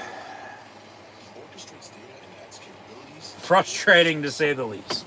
But once again, just find a way to win at the end of the day. That's what matters. Also still to come in college football. Back to this. We left off with Boston College, Michigan State, if I'm not mistaken. We got Southern Illinois and Purdue later on night, along with Charleston Southern and Coastal Carolina. Alabama 0-1. First time they lost a season opener since 2001. They host Louisiana Monroe as Kalen DeBoer's seat is getting a little hotter down there in Tuscaloosa. UCLA at UNLV from Sin City, Las Vegas, Nevada. McNeese State at Louisiana Lafayette. Tulsa at New Mexico State. UT Martin at UTEP. Weber State at Arizona. San Diego State at Washington State. Stanford at BYU. UC Davis at Washington. and Sam Houston State on the islands of Hawaii taking on the Rainbow Warriors. Louisville beat James Madison last night, coming back to defeat the Dukes 28-14. Northwestern, after losing at Tulane last week, won their home opener against Western Illinois 42-7. Maryland was on the ropes at home against Northern Illinois, but they won 20-9. And then Boise State won on the blue turf, hosting the visiting Eastern Washington team that plays their home games on their home red turf. But that's college football this week. Next week in college football, as we had the Eagles beat the Cowboys on Thursday night in the NFL, also had the Chargers beat the Chiefs last night in the NFL as the game was down in South America in Brazil. But the NFL games for tomorrow, I will have live play-by-play watch-along reactions live here on YouTube 24 hours from now, 1 o'clock Eastern, with Pittsburgh Steelers and New York Jets. So be sure to tune back in live here on YouTube then. But also tomorrow in the NFL, we'll have Bucks Falcons, the Battle of Ohio with the Bengals and Browns, Dolphins and Indy taking on the Colts, Raiders at New England taking on the New England Patriots, Cardinals Saints, the New York Football Giants and the Washington Redskins, Panthers Jags, oh my, Titans Broncos, Niners Seahawks, Lions Packers in the NFC North, Texans Rams, and then Monday Night Football is Ravens Bills, and Monday Night Football is officially Vikings Bears. So we'll preview college football next week shortly. 4th and 3, they go for it again. Another Luke Reynolds completion, and he gets a first down. So move the sticks. Now work this clock. FIU only has 1 timeout. You have 3.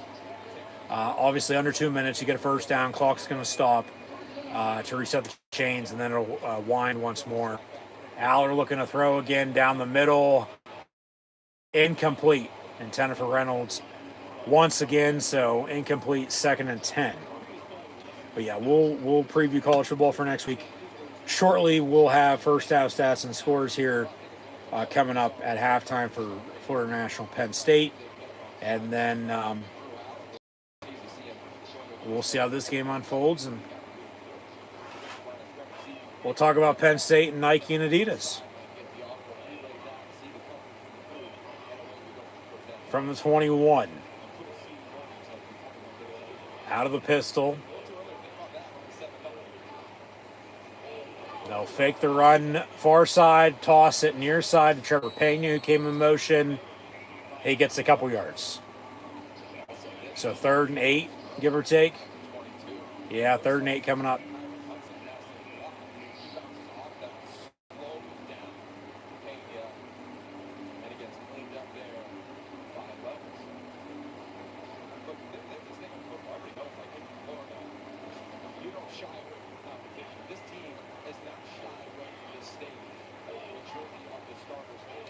See if they can convert, because they haven't been able to all game on 3rd or 4th down for that matter, for the most part. There's been a couple conversions, but not many.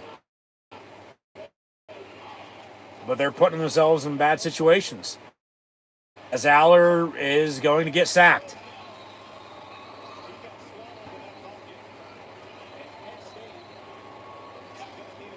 You got to kick it. I think FIU called the timeout, not Penn State. Yeah, FIU called the timeout and get the ball back. Penn State's final. So here comes Ryan Barker.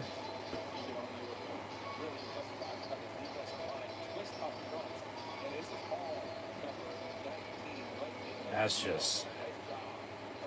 They need to wake the hell up. They need to wake up.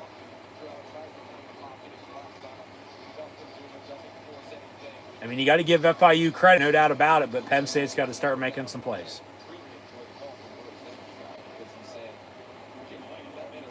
And there's Franklin with his arms crossed on the sideline. What's new? So here comes Ryan Barker for a 41-yard field goal.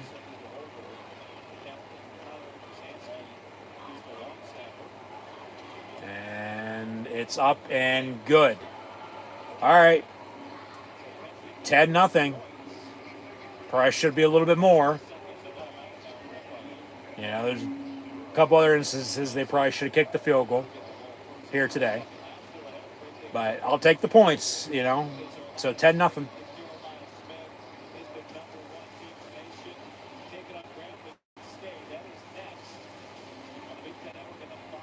Just frustrating.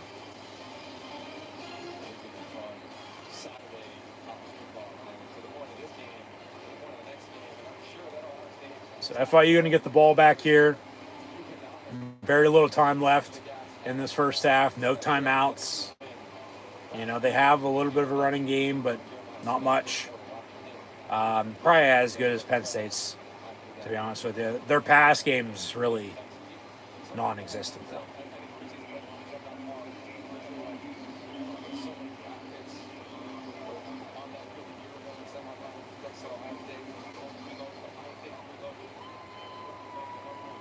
So Gabe Wusu on to kick off. He's going to be kicking off and punting. James Franklin said he beat out Raleigh Thompson as the punter.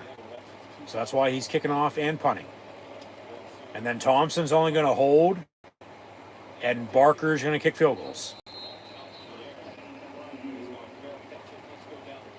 Just watching Drew Allen as he's come off his last two possessions before that last drive that ended in the sack. Didn't go straight for the icon. You know, when he came off, they didn't get the fourth down. So 1st and 10 here for FIU after the touchback. Coach O'Brien was there with him, just kind of sitting there. It almost was like a mental reset of sorts. Then they come out, you know, set up for the field goal there on that last drive. And what came off, just kind of kept the helmet on, and you know, there was a little bit of head down.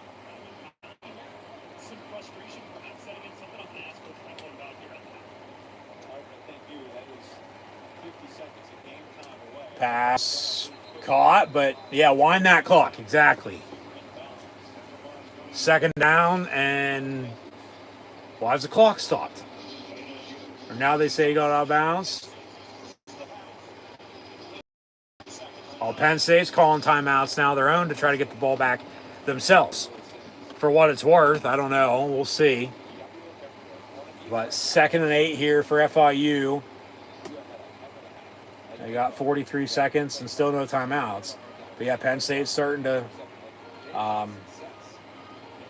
call their timeouts to get the ball back. And then, yeah, they'll get the ball back to begin the second half, I might add, as well, because remember, they kicked off to begin the game. So, yeah, Penn State with a timeout.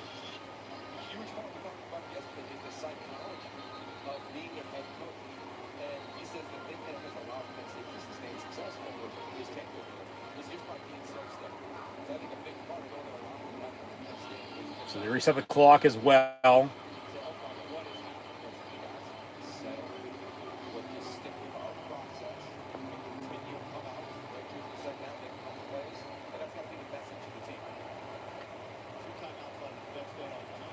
Pass on a screen, complete, but short. Be 3rd and about 3. Let's see if they call another timeout here. Obviously, yes, they do. But then, obviously, if they don't stop them here on 3rd down, just let the fucking clock run. There's no need to call your 3rd and final timeout. Just let it run because they can't stop the clock then. But if you stop them, get 4th and whatever, call no timeout, you're gonna get the ball back with like 30 seconds probably. You know, 20 to 30 seconds, give or take, depending on how long this next play takes. And then, obviously, if it is 4th down, you punt, how long that punt takes, and so on and so forth. So,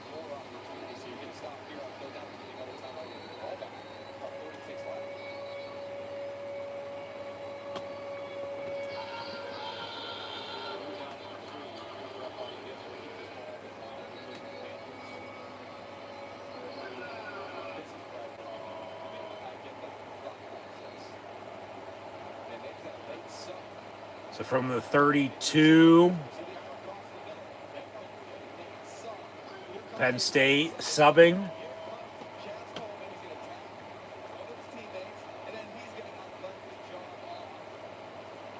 Somebody's going to get the fuck off the field.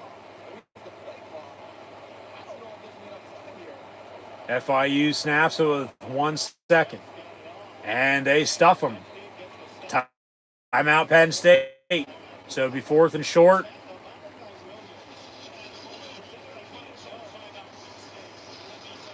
FIU's pit, but that's just good coaching. Penn State was subbing. The refs holding the ball. And then Penn State got off the field. And then the play clock's still winding. And they don't have other than 1 second to snap the ball. They run it and they stuff them. So 4th and 2, and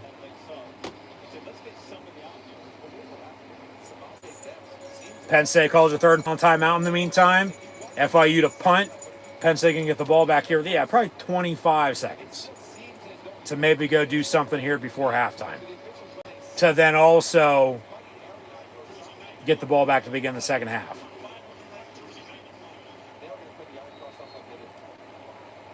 And now late whistle after the snap. What the fuck is going on? These refs need to get this under control.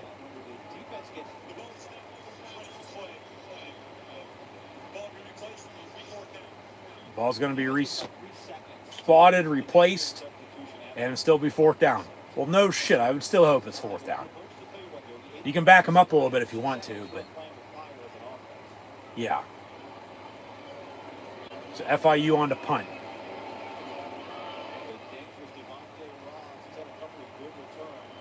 Remember their last punt. Yeah, Penn State blocked it. So that one going to bounce and roll. Be down by the 35-yard line. So Penn State with 26 seconds and no timeouts. Going to get the ball the 35-yard line. See how the first play goes, and then we'll go from there. See how aggressive they're going to be.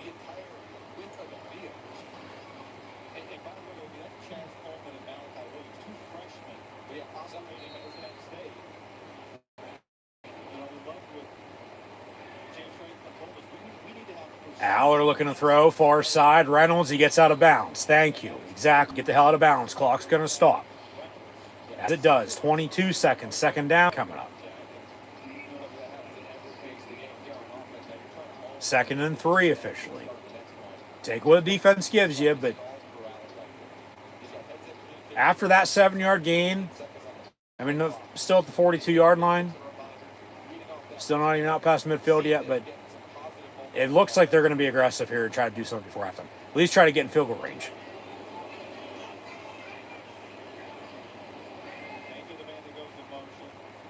Aller over the middle, caught. Hudson, toss it back. Yeah, well, clock stops with the 1st down. They can respot it and it'll wind, but they better get ready to go. Clock it. Go. Go. Snap the ball. Snap the ball. They do. They're quick about it. Only 1 second. Do it again. Do it again. Reynolds down the middle.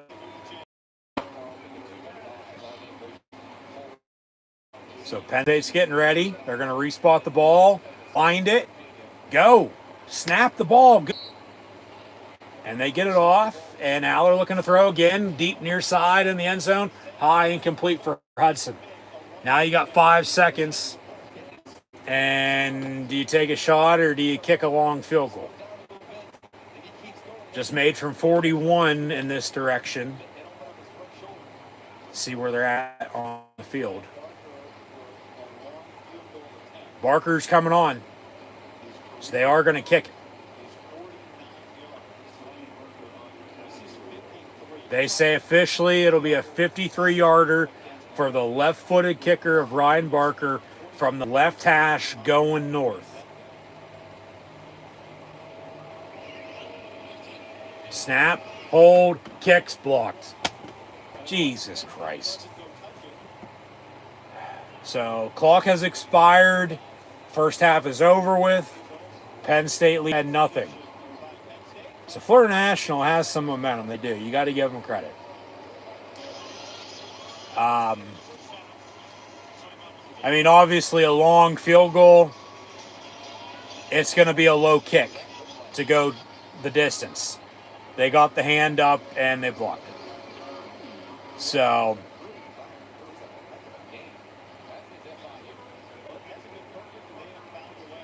Penn State will receive to begin the second half.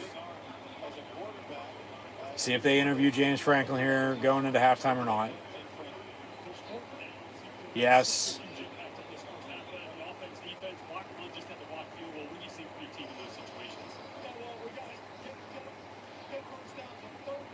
Yeah, exactly. They got to get first downs.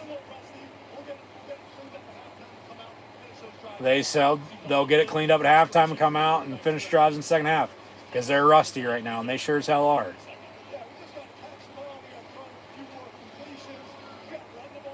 Yeah, they got to do everything better. Everything better. Jesus Christ. So, yeah, started out as we hit halftime 10-0. Penn State on top of Florida National. Penn State will receive to begin the second half. But once again, we started out with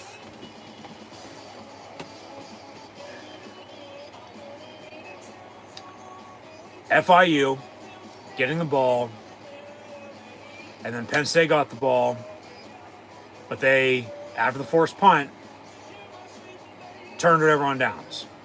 FIU turned it over on downs themselves. All right. Penn State scored. There's an FIU turnover in there. Penn State couldn't score off the interception. They then blocked the punt. Couldn't score off of that.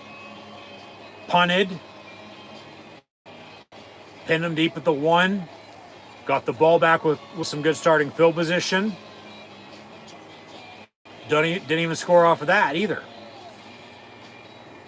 Got a field goal, right there before halftime. Still got the ball back. Attempted a 53-yard field goal before halftime. Blocked. No good. So, yeah. Penn State blocking a punt. FIU blocking a long field goal. 1 turnover. Penn State couldn't score off of it, though. Penn State still doesn't turn the ball over, which is a good thing. But both sides of the ball. Penn State and FIU in the run game, very similar. Penn State's pass game's a little bit better. But if FIU could get the pass game going, run the ball as they have been,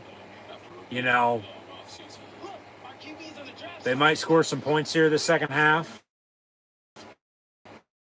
I mean, I do expect Penn State to lock down and lock in, no doubt about it, and fix everything that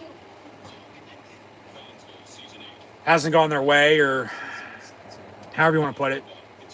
Messed up. It's been ugly. It's been sloppy with the rain as well, but like James Franklin said, I'll use his words. They're looking rusty. They're in no rhythm. If they could get a running game going and be consistent with it and have some momentum and rhythm on their side, it's going to open up the pass, and vice versa. Okay? And then continue to get the stops on defense that they, for the most part, are. Stop the run, force pressure, force some bad throws. Obviously, had the interception, but couldn't score off of it.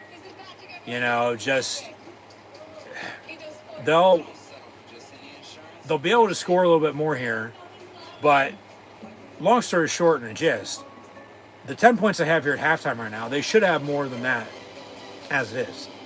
But unfortunately, they don't, because they just don't. They flat out don't, because at times, the obviously touchdown drive was good. Field goal drive was all right. You finally kicked the field goal, because they probably should have some more points in the field goal aspect. Probably, yeah. Should have scored another touchdown or two as well. But they just haven't. They didn't. So it is what it is. It's 10-0. And, what can you do? Other than fix everything that just hasn't, gone their way and worked out this first half. But it's not a 30-minute game, it's a 60-minute game. There's still a lot of football to be played. They're going to get the ball back to begin the second half. like I said, if they can run the football, it's going to open up the pass, and vice versa. Continue to force pressure, stop the run, get another turnover to add that to the turnover margin, but score off of it, and then rely on special teams, take some, more points with some field goals, kick some more kicks. I mean, they had a decent, I believe it was a punt return. Yeah, couldn't have been a kickoff return because they haven't scored yet. And they got the ball to begin the game, so it was definitely a punt return. As Devontae Ross is back there returning kicks for the blue and white here today. But they just need to get in sync, They need to get in a rhythm and just work. So if they can do that, one thing at a time, obviously, starts up front, blocking, running, protecting the pass, and then do the opposite on defense to get after the quarterback. They'll be fine. So, yeah. Halftime, 10-0. Penn State leads Florida National. First half stats and scores. As Aller has a made 41-yard field goal, missed from 53 to end the half, but they'll get the ball back to begin the second half. So they need to wake up, okay? Get in rhythm and just go, okay? Just go.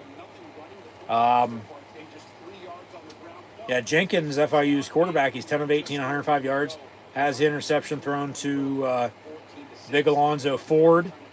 Owens, 6 of 35 on the ground. Penn State on the flip side. Drew Aller's 12 of 21 for 97 yards passing and a touchdown. That too, Khalil Dinkins, as mentioned, from 9 yards out. Singleton has 8 carries, 51 yards. Allen, 10 of 47. Aller was sacked for 5 yards. Reynolds, all right, stepping up at tight end behind the 3 wide receivers of Hudson, Ross, and Pena. He has 4 catches on 5 targets for 41 yards. Hudson, 3 of 23. Ross, 2 of 19. Pena, 1 of 2. Dinkins, a catch for 9 yards. And a touchdown, as mentioned. And then the backs have a couple catches for a couple yards. Rojas has 4 tackles. Ford has the interception. I mean, Barker with 4 points, 3 on a field goal from 41, and a made extra point, obviously missed from 53, as mentioned. So, yeah, that's individual on both sides. Penn State has 12 first downs compared to FIU's 6. We've had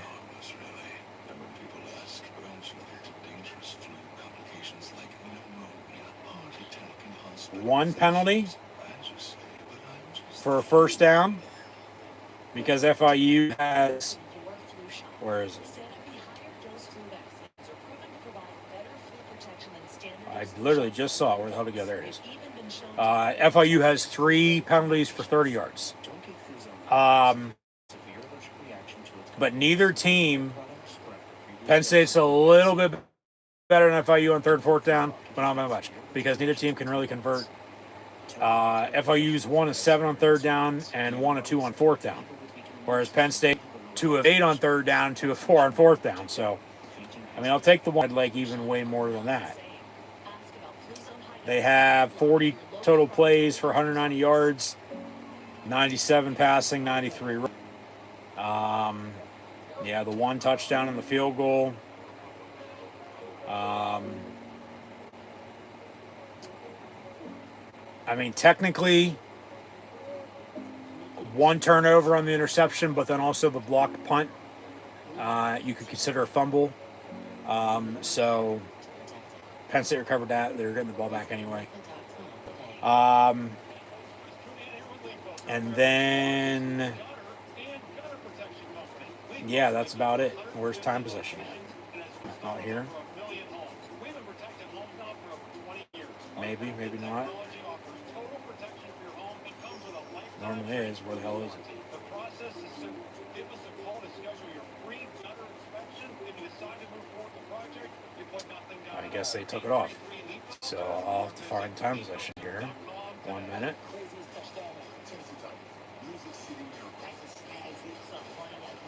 But it's just all around. It's ugly. That's how the first half was. Just ugly. Like there's I don't know what else to say. Just it's bad on Penn State's side of things, but it's good on FIU's side of things because they have Penn State right where they want them at. They do.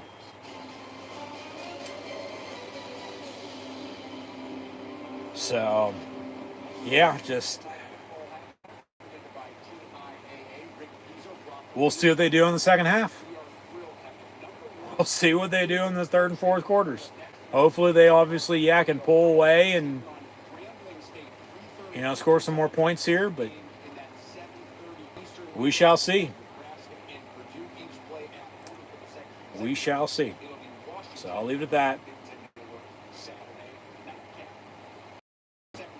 And overall team stats for time possession. All right, Penn State 15-46 to FIU's 14-14. So it's pretty split. Yeah. So we'll see in the second half what Penn State is able to do.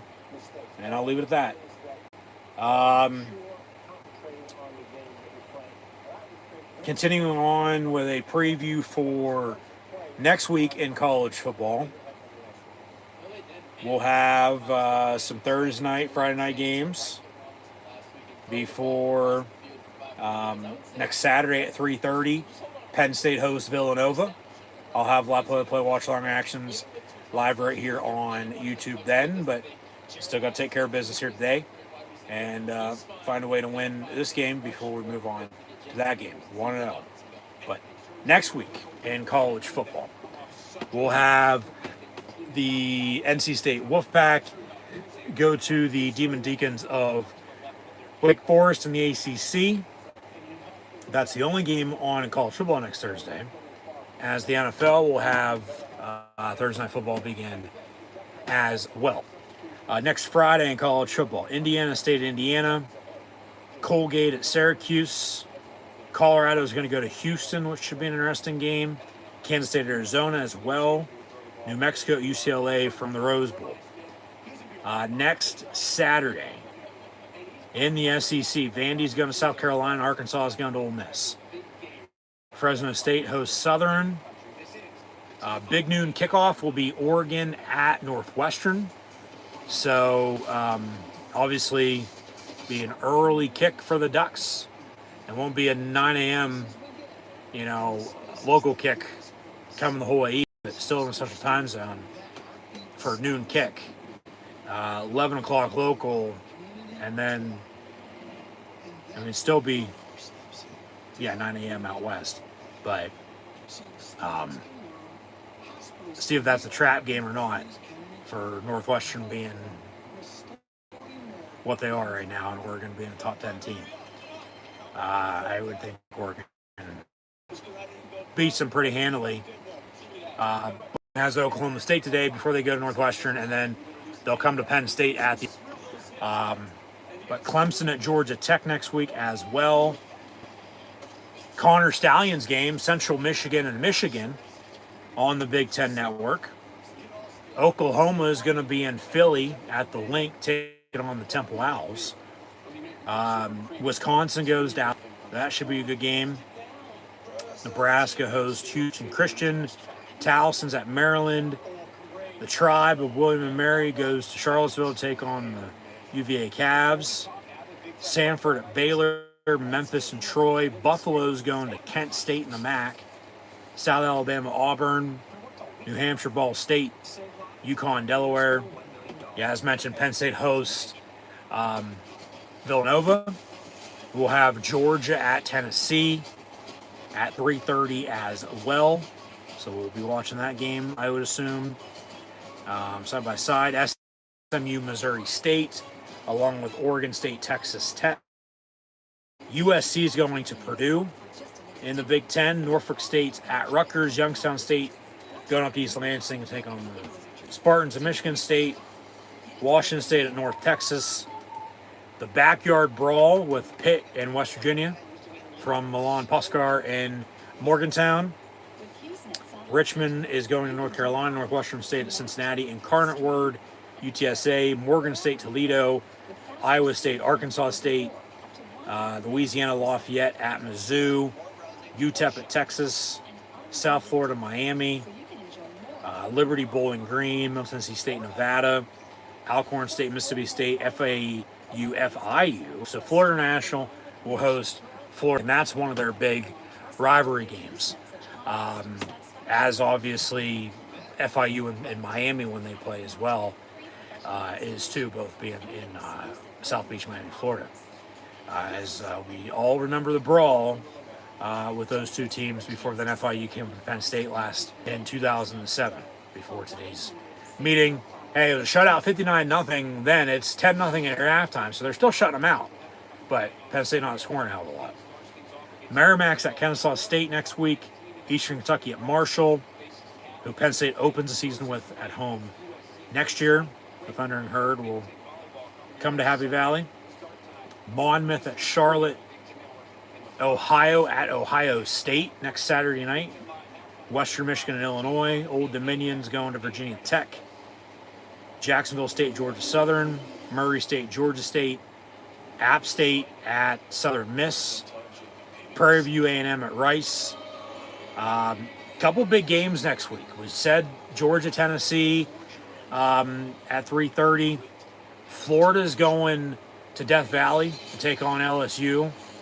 And then Texas A&M's going to Notre Dame. Also at 7:30. So those two games will be on at the same time next Saturday night on ABC and NBC respectively. Backyard Brawl earlier in the afternoon as well. We'll probably be watching in that with Villanova, Penn State. So be sure to tune in. Eastern Michigan, Kentucky. Iowa will host UMass. They're currently down at Iowa State right now. New Mexico State at Louisiana Tech. East Carolina, Coastal Carolina. Utah is going to Wyoming. Duke, Tulane. Abilene Christian, TCU. Navy, Tulsa. Akron, UAB. Air Force, Utah State. Texas State, Arizona State. Minnesota's going to Cal next Saturday night. 8 next Saturday night for Big Ten, Pac-10, Pac-12, now Pac-2, but Cal's in the ACC. But some after dark action out there in Berkeley. And then Boston College at Stanford for a cross-country trip in the ACC as well. And then once again from the islands of Hawaii, Rainbow Warriors will host Portland State. So that is college football next week, as we've already recapped and previewed. So what's to come this week, but that's next week. Talked about the NFL a little bit as well for this weekend for those games. We'll continue to update stats and scores here with Florida National Penn State, but we said halftime right now with the Lions leading the Panthers 10-0. Penn State 2 received to begin the second half once again. But yeah, very ugly first half to say the least. More points could be scored. More plays for one could be made for more points to be scored in the long run. But they just got to get in rhythm. You know, it's one thing at a time, but it starts up front. They got to run the ball. They got to open up the pass. Because if they can get a run game going, the pass game will come along. It will. And then stop the run, force pressure, and get another turnover or two. And you got to score off of it this time.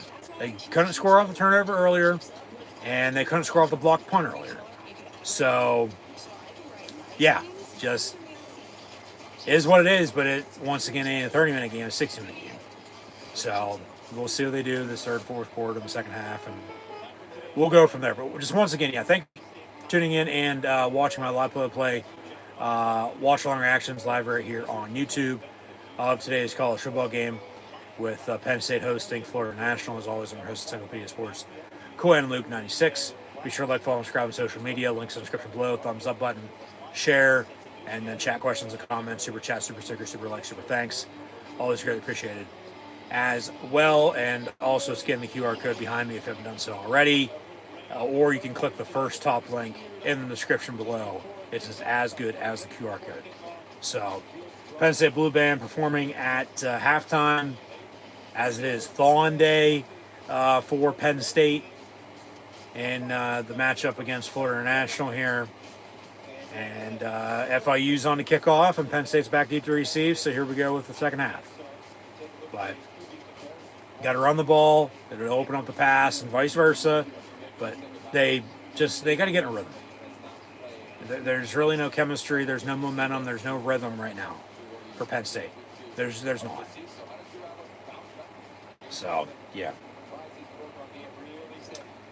FIU kicks off, and Penn State on to return from the 6. And King Mack, not Chloe Dinkins, King Mack gets to the 24-yard line. So 1st and 10 for the new line offense from there.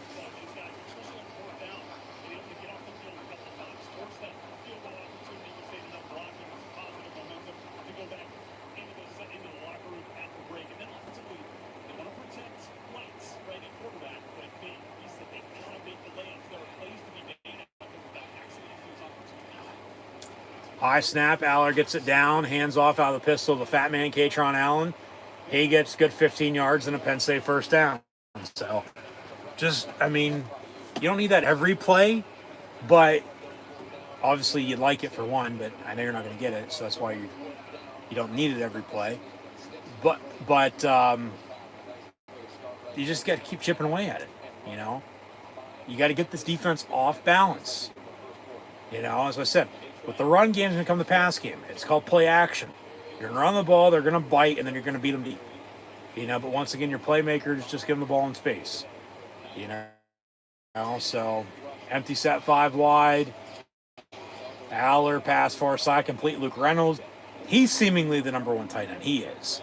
As much as they want to say Dinkins is, I don't know. I mean, Dinkins had the touchdown. And he's had a lot of playing time. But Luke Reynolds last year as a true freshman, you know, everybody knows him from the fake punt against Minnesota. You know, down the far sideline he goes. And, you know, 5-6 catches already now today. In motion now as well. Yeah, it's going to be by committee at tight end, taking over Tyler Warren once again. Like I said last week, need some stuff at tight end. It's Luke Reynolds. I mean, it's both of them because it's a touchdown. Because if not, they have 3 fucking points. This is the fewest first half points Penn State scored in a non-conference home game since Pitt, the Panthers. We're taking on Florida National, the Panthers today. But back in 2019, right before COVID, there was a factor that game, that afternoon, that day as well. As there are a few bananas in the crowd. 1st and 10, Aller down the middle, high, incomplete, intended for Dinkins. So, I mean, really their offense right now is run game and getting the ball to the tight ends. By all means, do it. Do whatever you got to do, okay? But they still need somebody to step up at tight end to solidify themselves as a 1, a 2, and a 3. I mean, why not run some screen game here with the back, some more touches?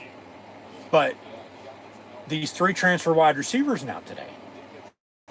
You know, last week it was all them and no tight ends. Now you have a run game still, but today it's really no receivers and it's all tight ends. So you'd like, you know, Hudson, who makes the catch there, along with Ross and Pena, to, if they could, and hopefully will, you know, just make a few more plays. So 3rd and 4. Main thing today is, though, they can't convert on 3rd down and 4th down. They just can't.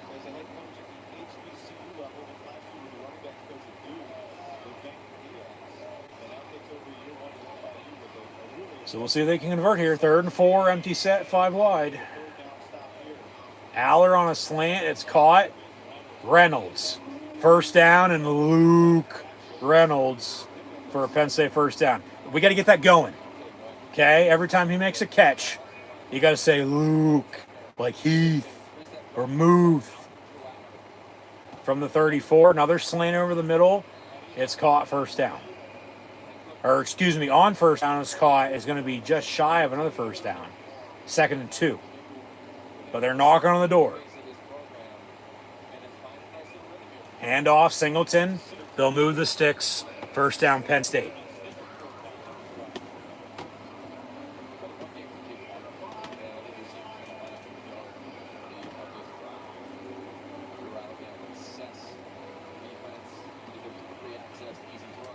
Aller, far side, caught again. Another completion to Luke Reynolds. So 2nd down. He's going to get a breather.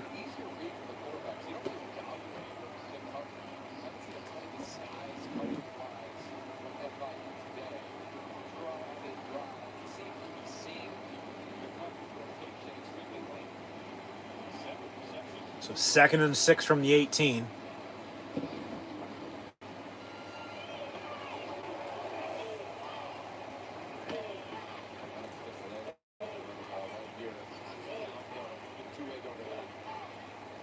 Out of the pistol, handoff, fat man, and he gets maybe a yard or two. This goddamn fly.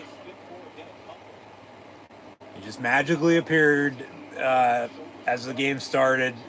One away, and now he's back for the second.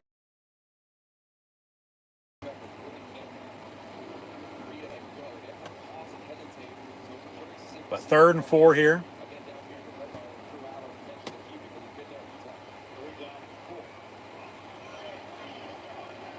I'm going to get you, buddy. I'm going to get you real good. Another empty set. 5 wide. Aller, another slant. Caught. Liam Clifford. No, they say incomplete. Trevor Pena, excuse me. Trevor Pena.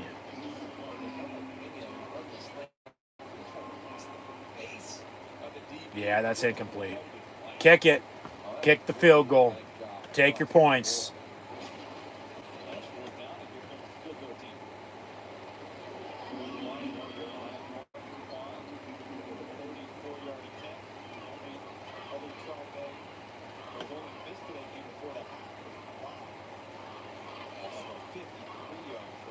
So from 34 yards, Ryan Barker's kick is up and good. So he's now 2 of 3 on the day, made from 41, missed from 53, made there from 34. So he's, 6 of 7 on the year? Yeah, after he was 4 of 4 last week. You know, so, I mean,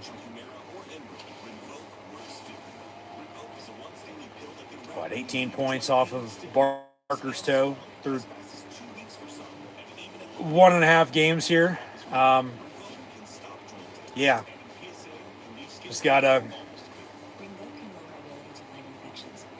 figure out a way to not be kicking so many goddamn field goals. You take your points, for one, yeah. I'm not saying not to. You kick it when you need to, when you have to. Because they were going for it a little too much on 4th down earlier. It bit them because they didn't convert.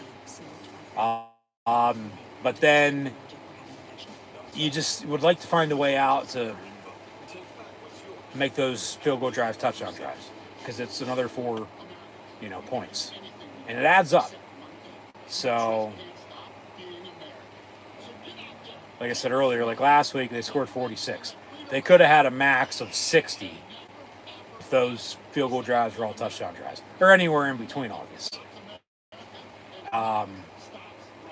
And today it's, really only 3 points off the board for what they've scored, because they missed the field goal right before halftime.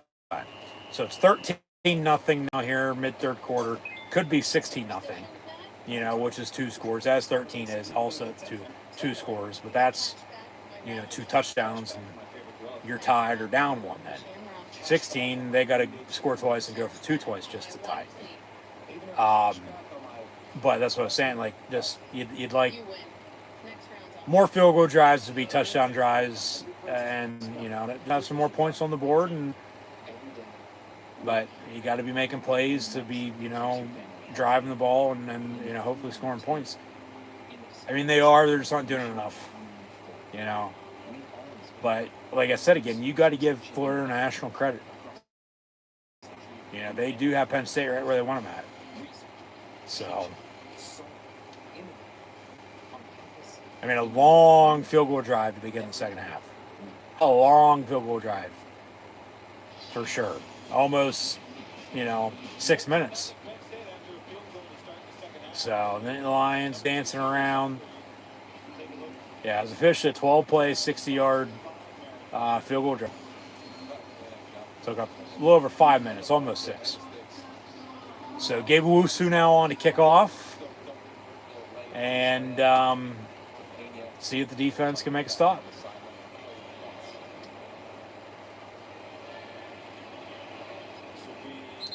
Touchback on the kick, so FIU will start and set up shop from the 25.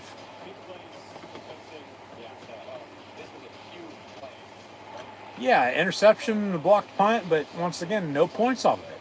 There's at least 3 points off of both of those. That's 6 points. You have a combination of both. With adding a touchdown and a field goal, that's 10 points. You have 2 touchdowns, that's 14 points. So even more points left off the board.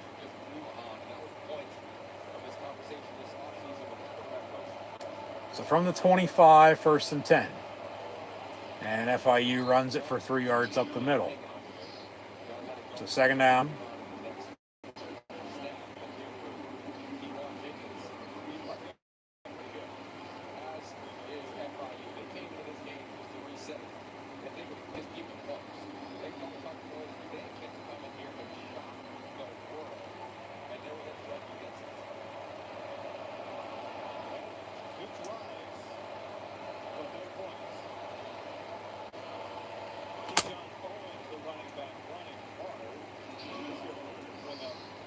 Second and 7, make it 3rd and 1.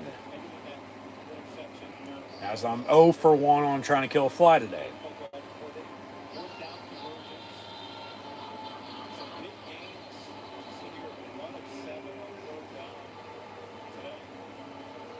Come on, defense. Seriously, get a fucking stop here.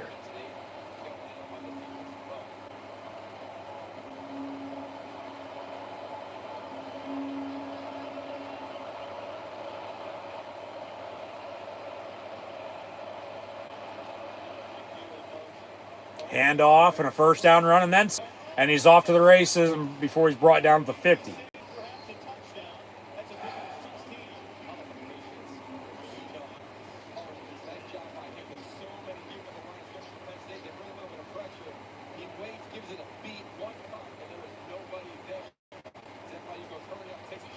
Deep ball far side, and he has a man. Oh, he had it and dropped it at the 5. Incomplete. Penn State lucks out.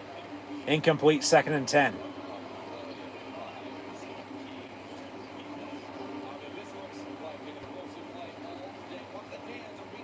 Yeah, he just flat out dropped it. But Wheatley got his hand in as he was about to catch it. But 2nd and 10 from the 50. And another handoff. Denida Sutton meets him at the line. No gain on the play. 3rd and 10.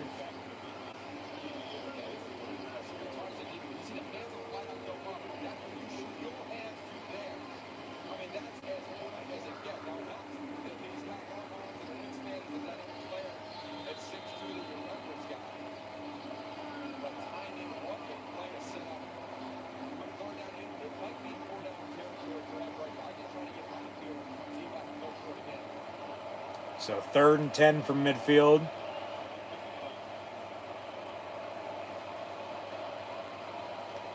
Zariah Fisher's being held. They dump it off on a screen.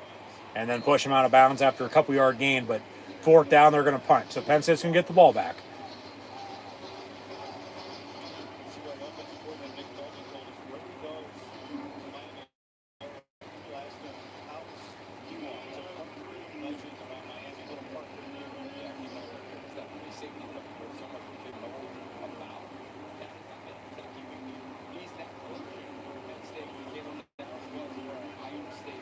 So FIU to punt.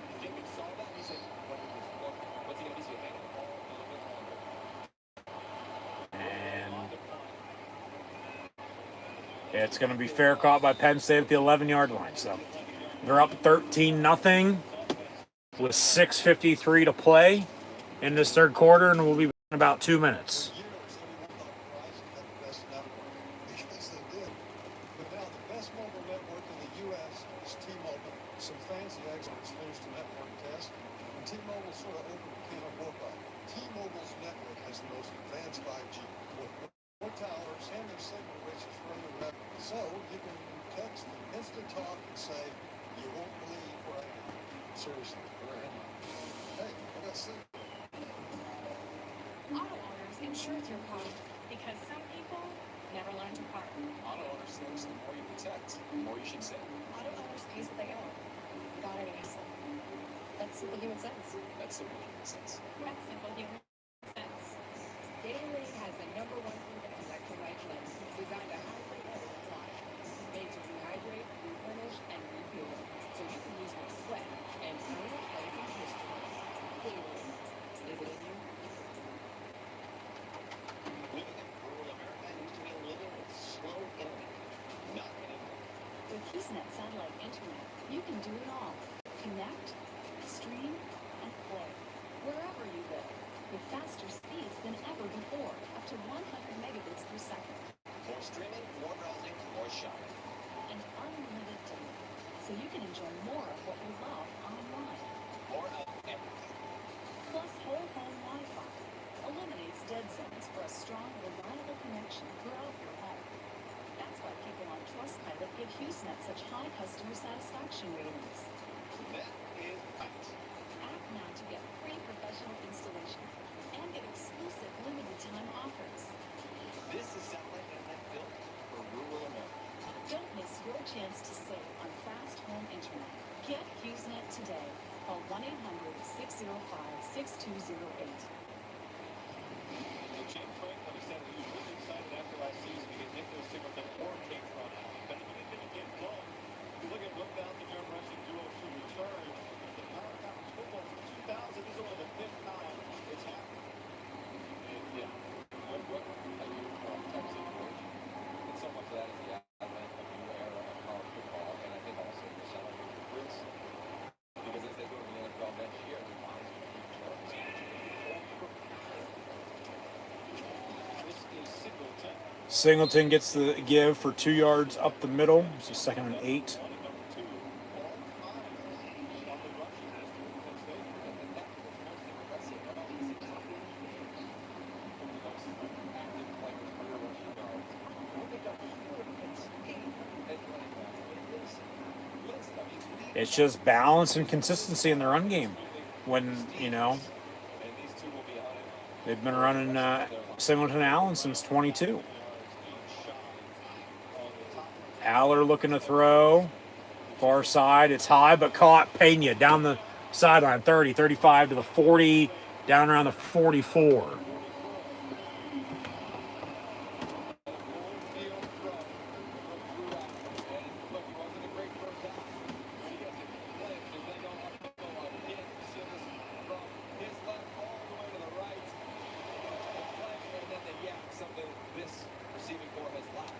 And a handoff up the middle. Good 4 or 5 yards for Nick Singleton there. 2nd down.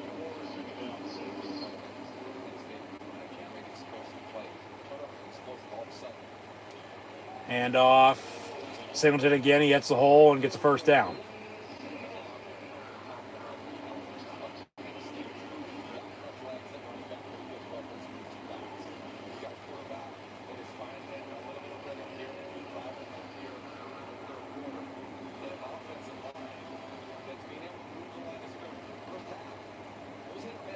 Let's go, State. Hey-oh. Let's go, State. Under 5 to play in this third quarter. 1st and 10, Penn State from the 42. And fake the give. Aller going to go deep for the Thunder in the end zone with a penalty flag thrown for a defensive interference. It's still caught for a touchdown, Devontae Ross. 19-0 pending the penalty. 4:44 to play in the third. Extra point to come. We'll see what the dirty laundry is, if it's a offensive or a defensive pass interference. Yeah, it's on the defense. It's declined. Touchdown Penn State. So, yeah, 19-0. And here comes Ryan Barker. Come on down. Just a simple go route down the near sideline. And, yeah, Ross went up for it while getting held.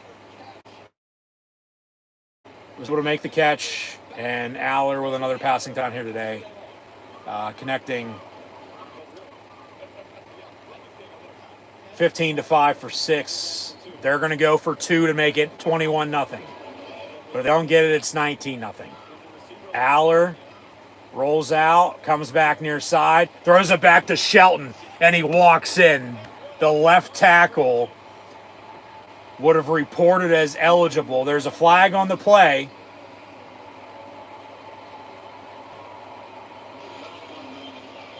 Holding on the offense. Oh, come on. They'll retry the attempt, the kick. Now, they're definitely going to have to kick it. Are you kidding me? Yeah, exactly. You run a trick play on a Music City Miracle throwback to the lineman, who, like I said, would have reported as eligible. Caught at the 10, good block, and walked in. No touchdown, but the 2-point try was good, but then a holding, and it gets called back, so it gets called off. No 2-point try, and now here's the extra point to make it 20-0, rather than 21-0 as it should be. Extra points up and good. So it's 20-0 now, Penn State. Probably should be 21-0, let alone 24-0, let alone, I don't know, 27-30, 31-38-0. You know, if they would have scored at a max, you know, they're off the interception and the blocked punt, but they didn't. So it's 20-0. And, oh, we're halfway there, almost, -3, you know, for, you know, what they scored last week. But, quarter and some change to play. 20-0 now. They're still shutting out Florida National through, you know, what, 6.5 quarters of almost 2 full games against them all time. So, update some stats here for you.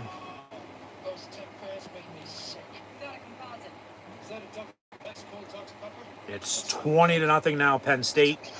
As, I mean, shit, they scored 10 points in the first half. They've scored 10 points in less than 15 minutes this third quarter already.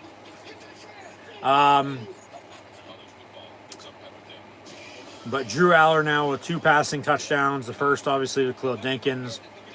Last one there to Devontae Ross. He's 19 of 30 for 200 yards on the dot with those 2 passing touchdowns. Balanced consistency in the run game with Singleton and the Fat Man.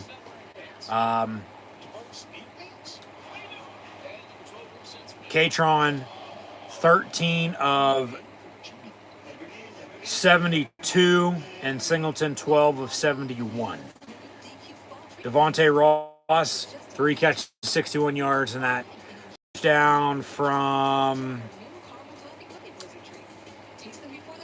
42 yards. Luke Reynolds has 7 catches, 58 yards. Hudson, 5 of 37. Pena, 2 of 32. Dinkins has the 9-yard touchdown earlier. And like I said, both backs have a couple catches for a couple yards out of the backfield themselves. But sweet Caroline, eat shit Pitt. Hopefully they get their ass kicked next week against what? Yeah, we'll be watching that at 3:30 as mentioned with Villanova, Penn State. So be sure to tune back in. But Penn on kickoff here, and yeah, 20-0.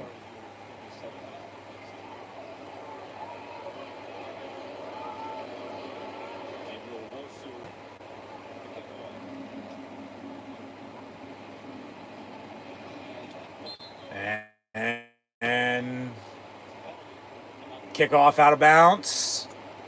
So FIU ball at the 35-yard line, 40-yard line? Yeah, 35-yard line, first down.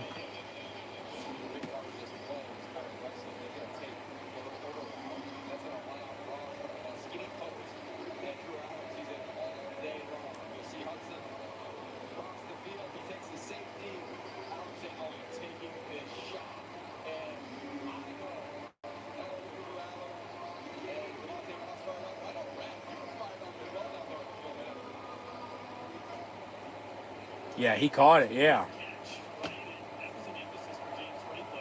From the 35, 1st and 10. And Jenkins' pass is caught. They're going to wind it, say he was down as he was breaking the tackle.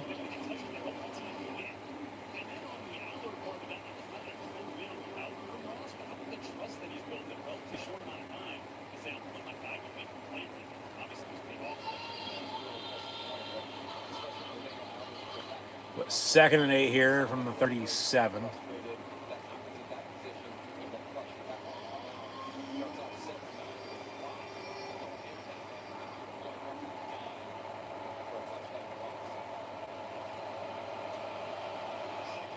And a handoff up the middle and short, so 3rd and 2.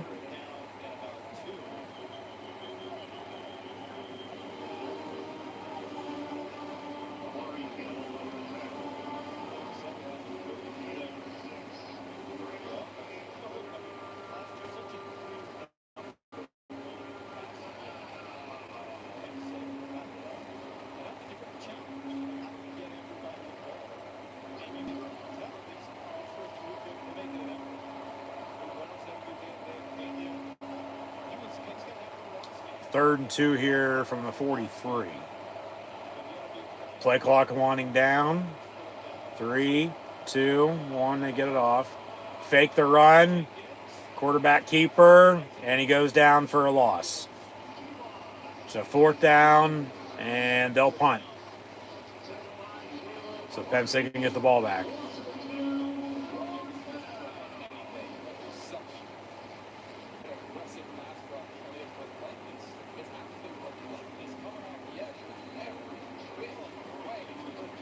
So Devontae Ross back deep to receive. I got you, motherfucker. No more flies. Fuck you, motherfucker. Yeah. That's what I thought. Got timeout? Yep. Timeout Florida National in the meantime.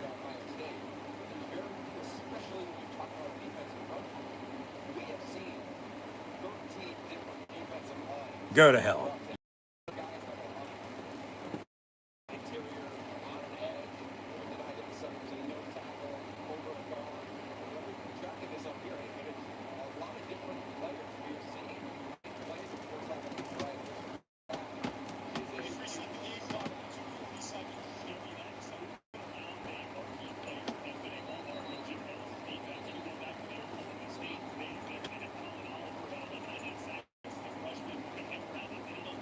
He fell down there somewhere. I can't see him. I'll get it later. 4th and 4. They called another timeout. Florida National did. And guess what? They're going to line up to go for it again. And you got to give them credit. I mean, they are down 20-0 now. 2:47 play in the 3rd quarter. But they're doing this early in the game. They run a screen far side, and he's going to get it. Come on, man. Tackle him, for God's sakes.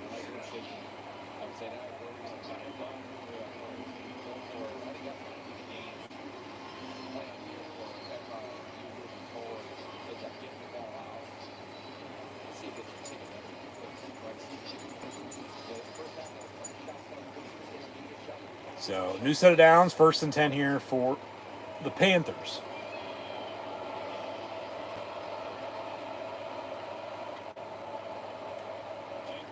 Hand off for maybe a yard or so up the middle.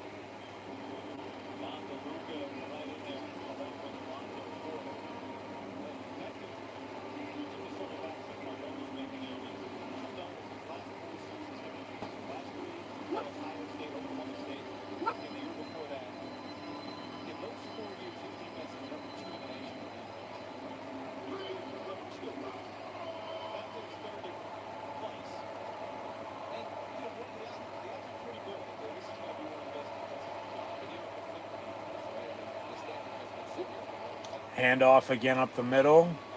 Late penalty flag comes in. I don't know what the hell that's going to be for. Maybe a hold? Yeah, it's holding. But who's it on? Holding on the offense. 10 yards. Replay it down. Yep.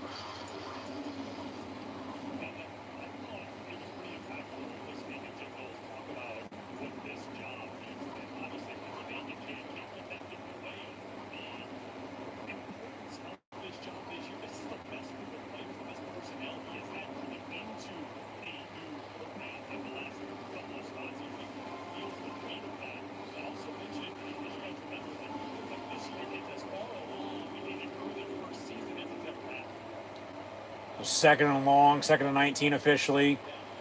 Another pass almost picked off, incomplete. Chaz Coleman, 19. At the end. On the coverage.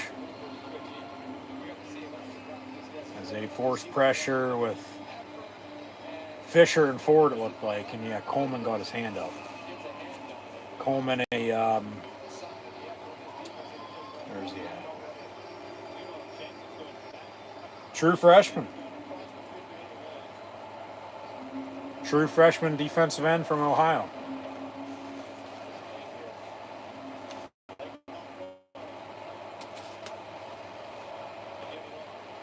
Third and long and pass complete, but tackle right away by, who's that, Campbell? Yeah.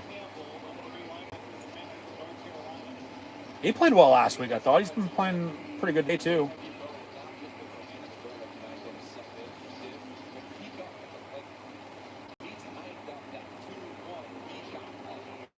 So 4th and a mile, they'll punt. Or maybe not. Maybe they'll call another timeout and decide to go for it like they have all game. But no, FIU's on the punt. See if Penn State can block it again. And Devontae Ross back deep to receive.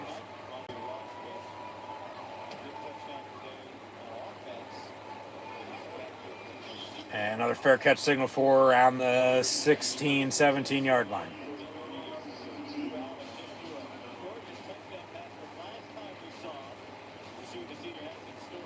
So, yeah, it'd be 1st and 10 here, Penn State coming up. Up 20-0 as we near the end of the 3rd quarter. But news broke. It was Tuesday night.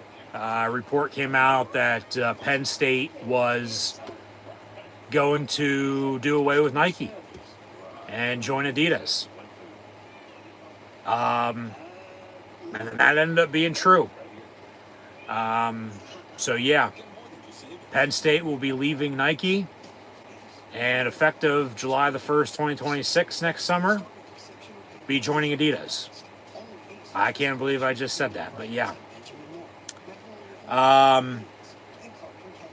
So, yeah, Penn State and Adidas. First thought, and still is, are they fucking crazy? You're going to leave Nike for Adidas? But I guess, according to a few reports I've read this week, Penn State was growing frustrated with Nike over the past few years. Now, what details involve and surround that, I don't know. I just know that they were growing frustrated with Nike. And more so than not, I would have to think probably either being or not being allowed to do this or that, and then other schools are, if I'd have to guess. So yeah, I have in here because it was and still has to be voted and approved on by the Board of Trustees the next time they meet. But they clearly either already did that and fast-tracked it, or they know it's going to pass. So they made the official announcement yesterday.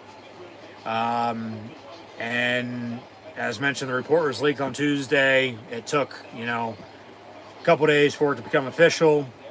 So yeah, no more Nike swoosh on anything Penn State athletics. As Penn State, once again, effective July the 1st, 2026, will become partners with Adidas. And I'll leave it at that for now. There's more to add into it, but first down and 10 there, make it 2nd and 6 here as we near the end of the third quarter. They don't have to snap it if they don't want to. We'll see if they do. From the 21, yeah, they ain't snapping this. All right.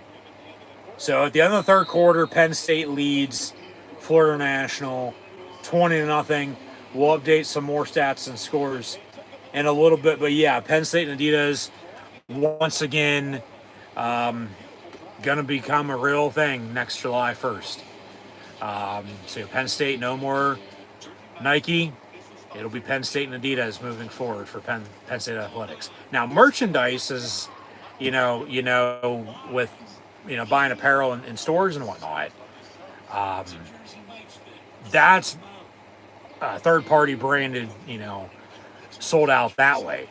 So that'll continue. Doubt with Nike at all, but because Adidas, it's going to be an official footwear, uniform, apparel, and sideline partner for Penn State athletics.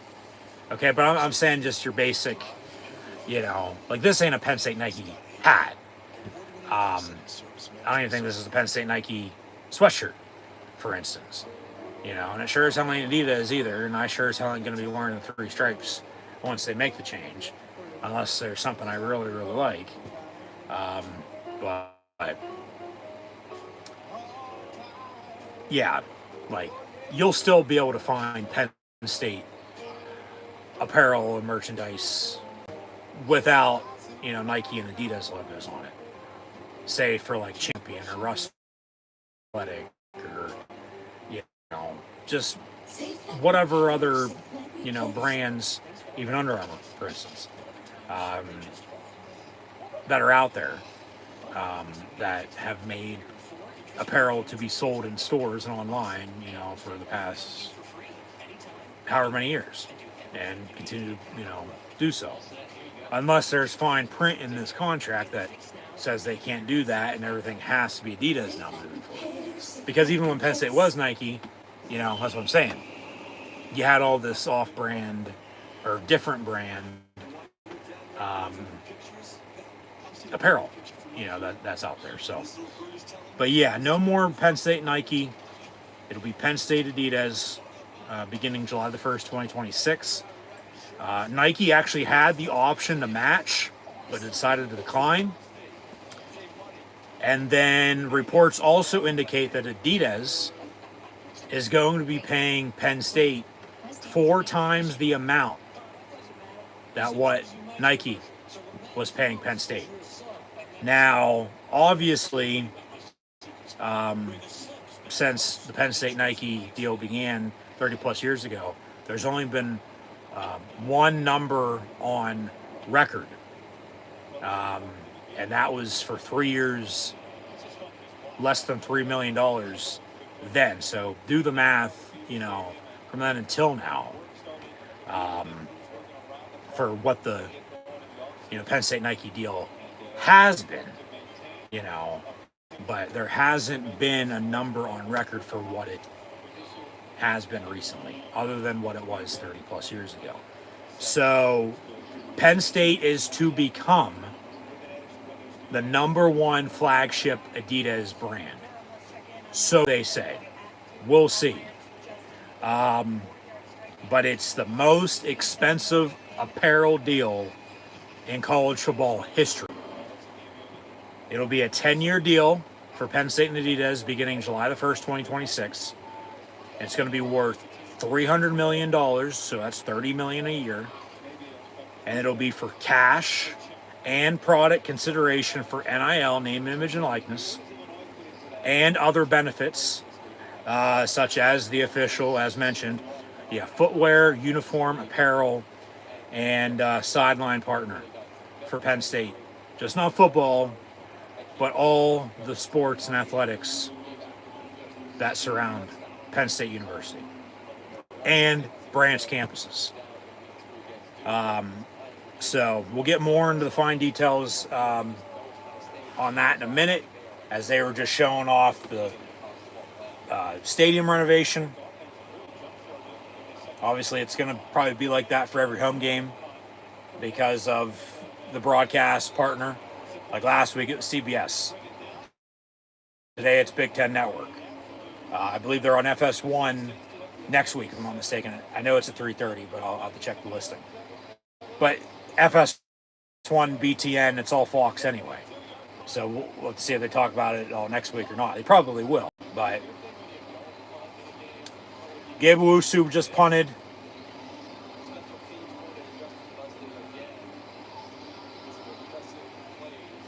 And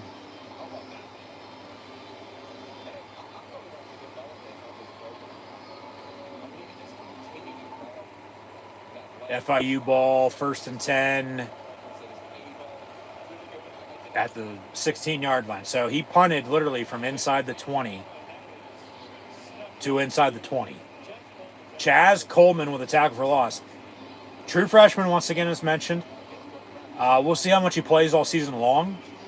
But remember last year, number 18, Max Granville, was a true freshman who had left high school early, enrolled early in college, and then he's battled injury and is out again right now this year too.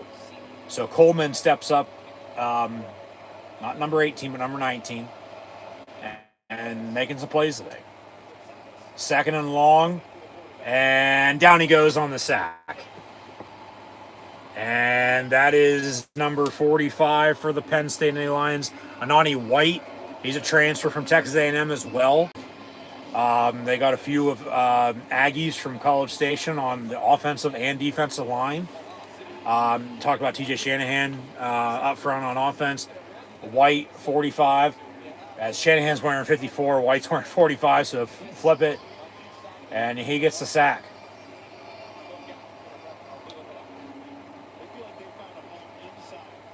And he's a Philly kid too, I might add. So he's back home in the Keystone State playing for the blue and white. 3rd and 22 now here for FIU. And timeout for National as the play clock was winding down.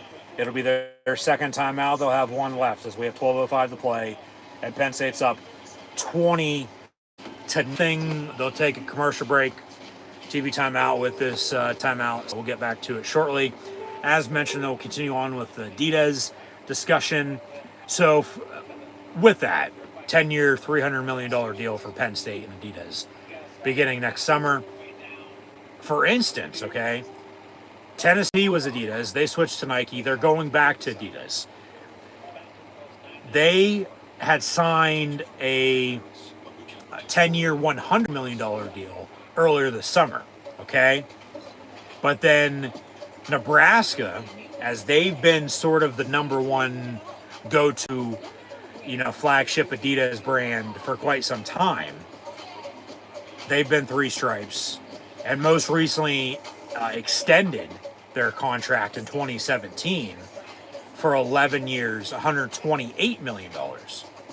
So Penn State's 10-year deal for $300 million with Adidas, whether you like it or not, money-wise, obviously, because it's business on that side of things. It's just like, all right, let's just go play football. That's what I care about. But Penn State's deal at 10 years, $300 million far exceeds both of those deals combined. Okay? So that says a lot with Adidas and Penn State now moving forward. So, and I quote, this is from Pat Kraft, Penn State's athletic director.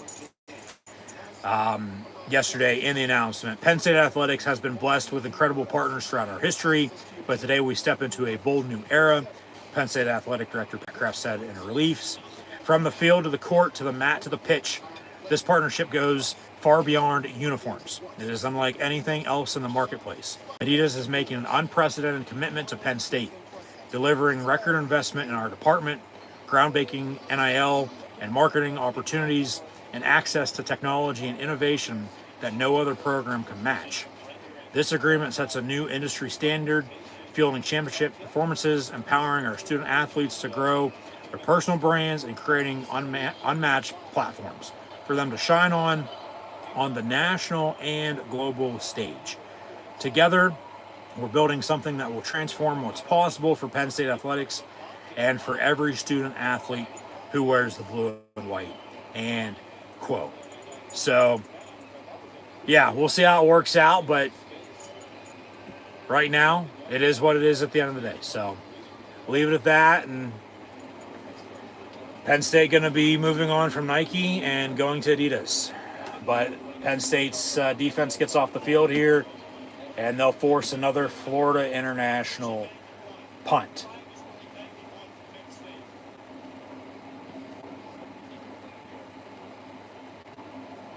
$20-0 with 11:20 and counting to play.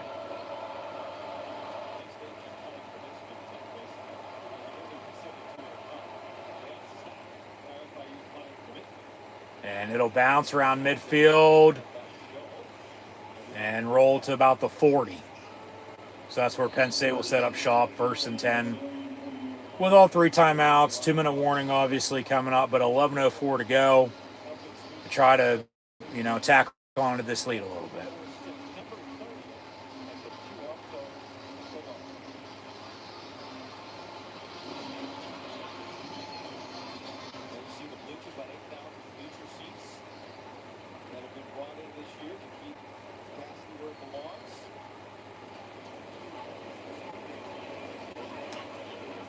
Double tight end in motion. Aller up under center. Fake the run with Singleton. Aller going to roll out near side. Step up. Throw back. Far side. High. Incomplete. Intended for Singleton on a wheel route. It's incomplete. 2nd and 10. He wanted to go deep, but nobody was there.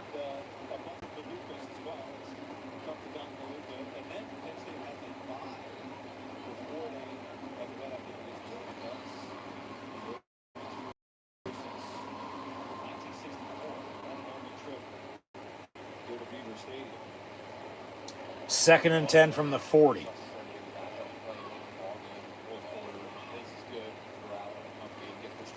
Fake the toss. Aller far side on a comeback. Complete. Luke Reynolds, but then the defender has the ball.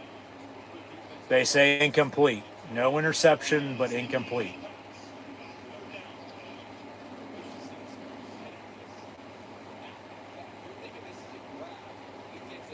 Okay, yeah, that did fall incomplete. Yeah. I mean, they could say control and possession right there for him, but it is what it is. They probably won't if they even look at it. Still probably be incomplete anyway. So 3rd and 10 here from the 40.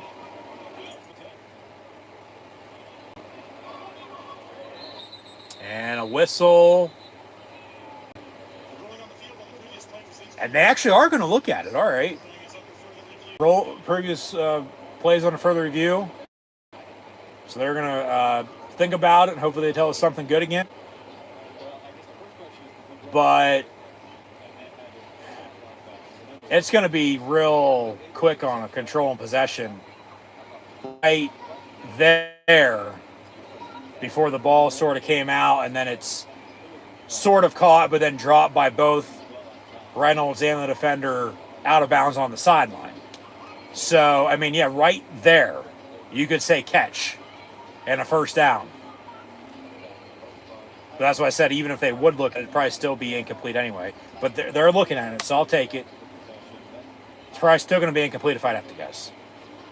But they might overturn this and might be a first down for Penn State.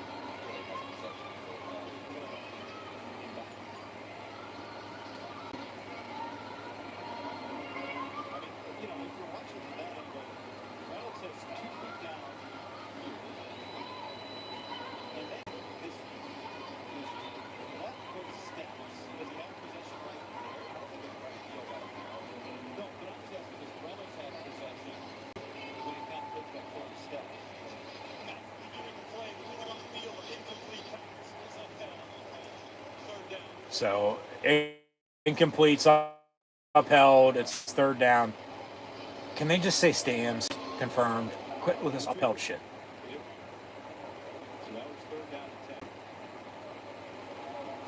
So 3rd and 10 here, still from 40-yard line.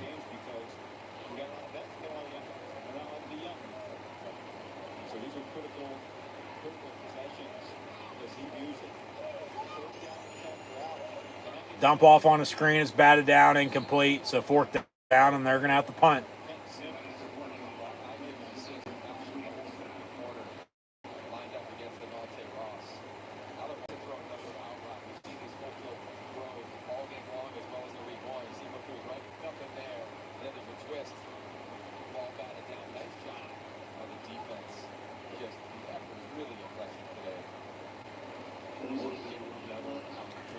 So 20-0, and Penn State's on the punting end here.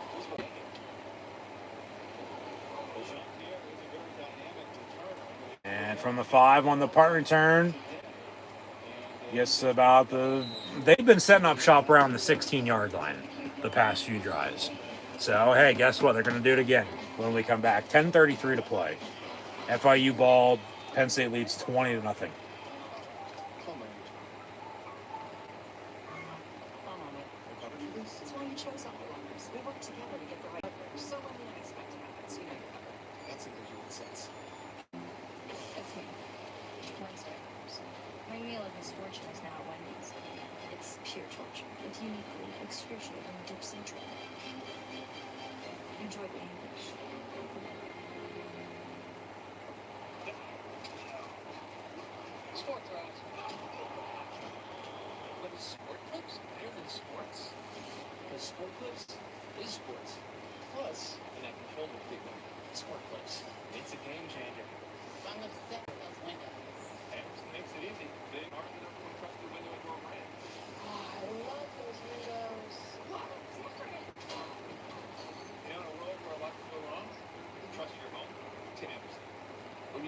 Super creamy topics. You and your boyfriend can know nothing but football. Oh, he gets it down. Throw us on the team and still fit in just fine. You tried that? Oh, great fumble. Yeah, fumble? That's a Hail Mary. What you doing, Zach? T-Mobile home internet is so good. I can tell the whole world. Zach, go right ahead. T-Mobile's got home internet. T-Mobile's got home internet. It's just $35 a month, guaranteed for 5 years. T-Mobile's got home internet, just $35 a month, and it's guaranteed for 5 years. Auto owners, insurance your car because some people never learn to park. Auto owners says the more you protect, the more you should say. Auto owners pays what they owe without any hassle. That's simple human sense. That's simple human sense. That's simple human sense.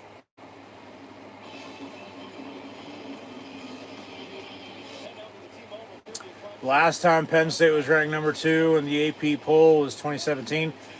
What year were the Lions last ranked number 1?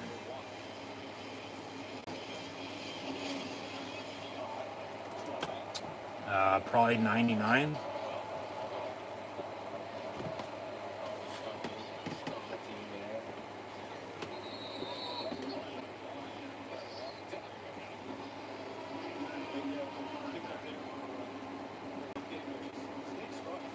Because 05 and 08,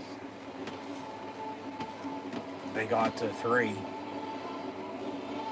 Yeah, they were 2 and 17.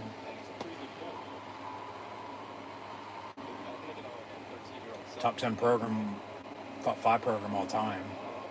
if not the best. We are Penn State, obviously, but yeah, last time they were ranked number 1, I'd have to say 1999. I would.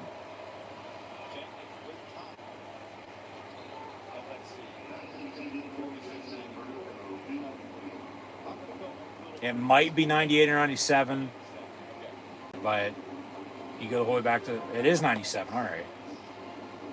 So they got to 1 in 97. They didn't get to 1 in 99. See, 99 they were undefeated and they lost out and then won the bowl game. Okay, so it was 97. That was the last time they were ranked number 1.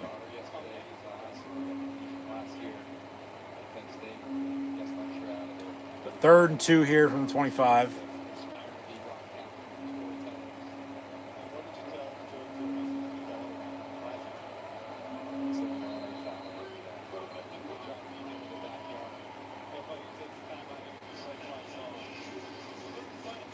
And FIU calls their 3rd and final timeout, 9:49 to go. So they'll be without timeouts the rest of the way. And we go from the number 2 team in Penn State to the number 1 team in Ohio State. Next, they say, on the Big Ten Network after this game concludes. So I would think they score more than 20 points against Grambling, but we'll see.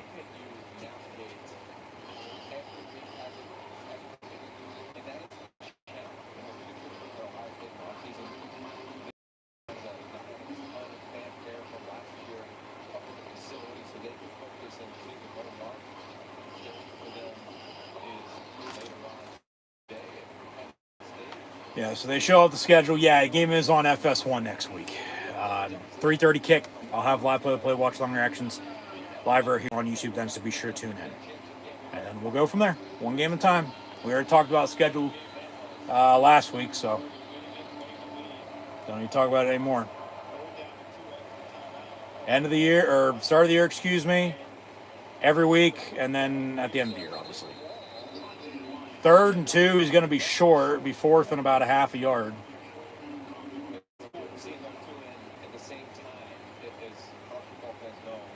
So we'll see if they go for it again. They've gone for it a lot today, so I would assume they're going to again, especially when they're getting shut out. Under 10 minutes to play.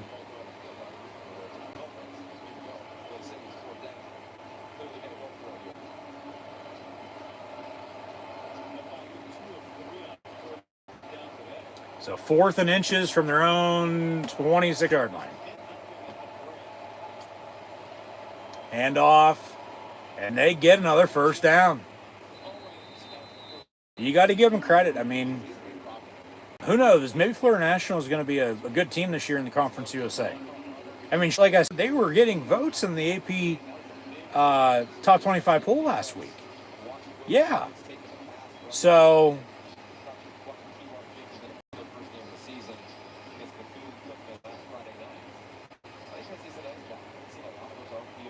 first and 10.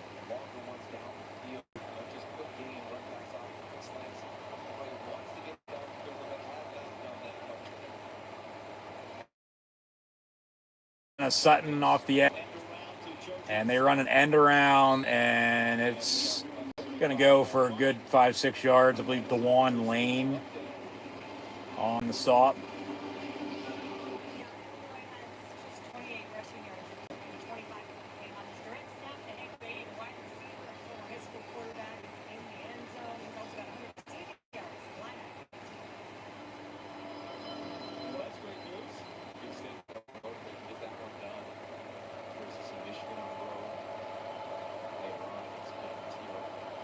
So 2nd and 3 here from 35.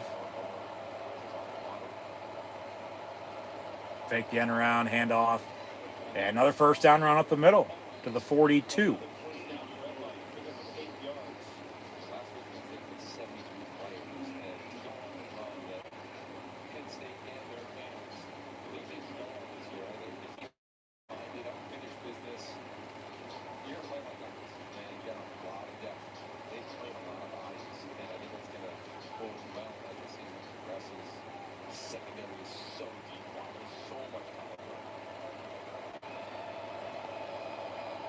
Roll out near side, lefty throws, caught.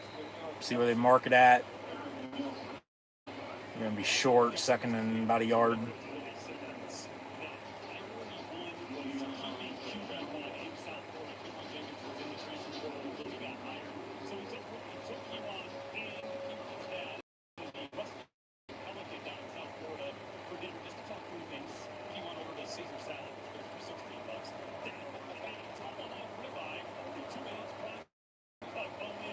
goes for 160. Willie didn't feel comfortable putting that on the open Spencer, but it will be. Tackle for loss, Rojas near side. So 3rd and 3.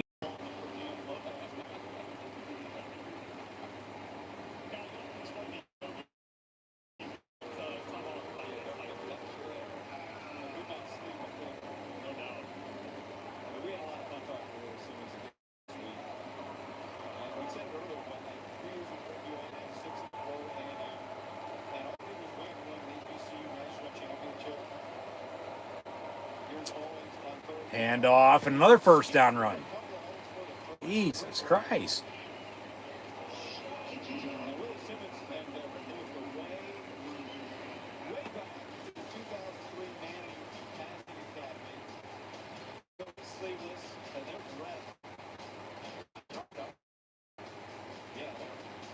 You know, that was running into the quarterback wide receiver showcase for all the college players that day.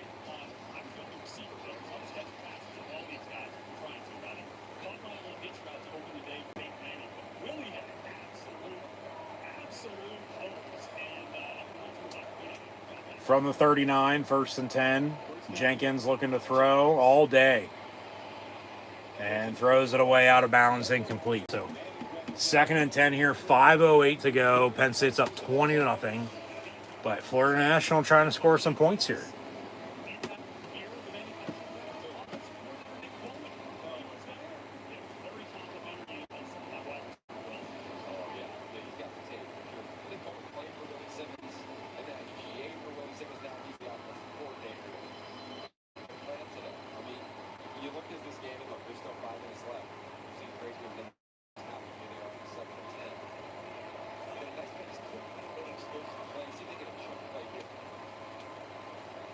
And quarterback draw, slides at the 32.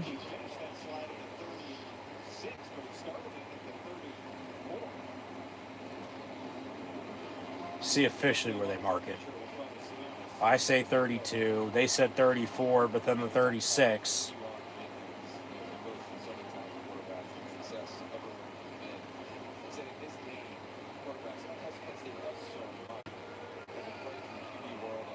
They put it at 34, where he started his slide rather than where he went down at the 32.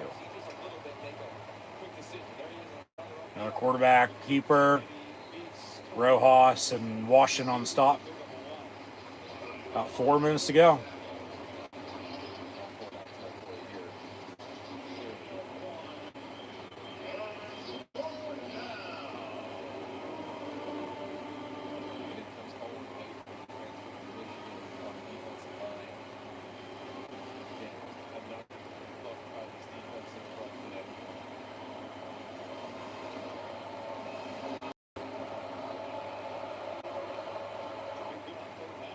So 4th and 4 here for FIU. Come on, defense, get off the field. Jenkins pass, incomplete, turnover on downs. Yeah, King Mack on the coverage. And the shutout's going to hold for the time being.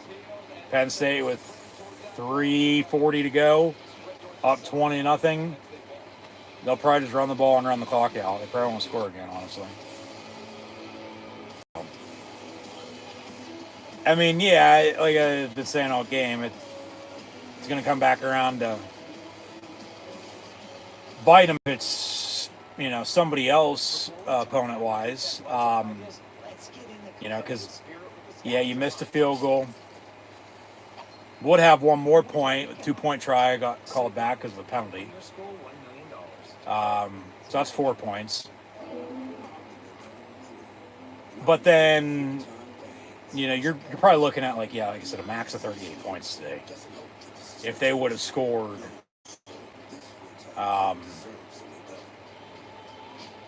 say you have what you have, but scored on that blocked punt and the turnover drive, for 2 touchdowns, let alone two field goal drives or a mix and match. Let alone field goal drives, you have touchdowns.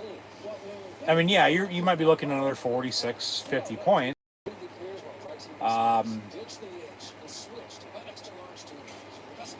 But just, you're not. Because it's been sloppy. It's been ugly. You know, it's just, it's frustrating, yeah, but still here at the end of the day, a win's going to be a win. Whether it's another shutout against FIU or not, we'll see once the final score hits. But, because remember, they beat them 59-0 in 2007, 20-0 here today. A lot of people are going to be out saying, I mean, and rightfully so, you play like this against this kind of team, and then you play like this against a better team, you're your ass kicked. So every dog has its day. Like I said, a win's going to be a win at the end of the day here. But yeah, frustrating. Just more points left off the board. But just in general, they were never really able to get in sync or in rhythm. Toss it far side, fat man, Katron Allen, going to scoot it down the far sideline, and off he goes. And yeah, see you later. One play, 6 points, and a touchdown for the fat man, and they'll tack on to the lead. Hopefully he didn't step out of bounds at all. But yeah, now 26-0 Penn State. So there's an explosive play today. You had a deep ball touchdown. You have a big, long rushing touchdown there. Another passing touchdown earlier to go up 7-0. A couple field goals, missed field goal. You obviously didn't score off of a turnover or a blocked punt, but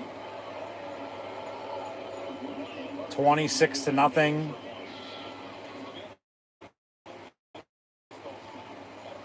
As Katron now 16 for $144 and a touchdown. So he hits 100 yards.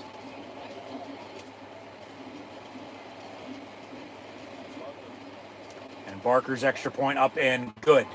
So now 27-0 Nittany Lions. We'll update stats here in a minute once we go final, but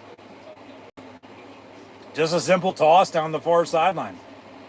And he hit the hole, broke a couple tackles, and see ya.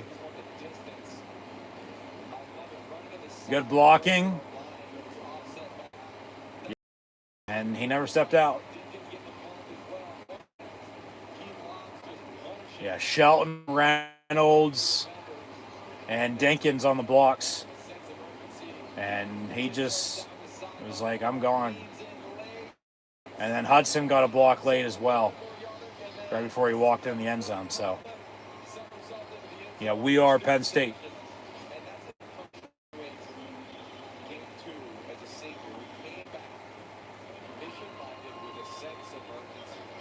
So raise Simba in the air. Penn State on kickoff.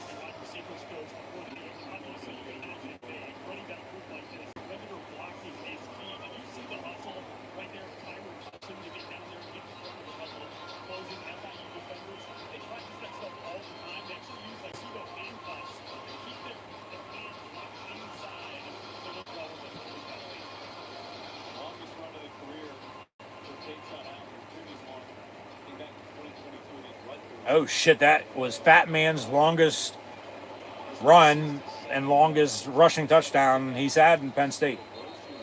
Another kickoff out of bounds. Can't be having that happen all the goddamn time. From 35. But defense, let's get a stop here.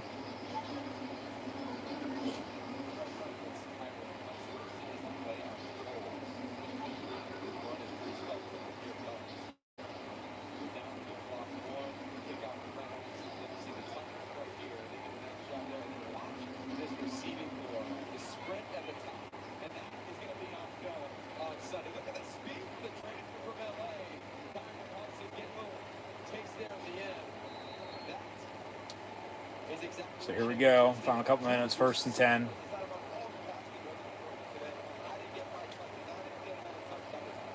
Hand off and a tackle for loss.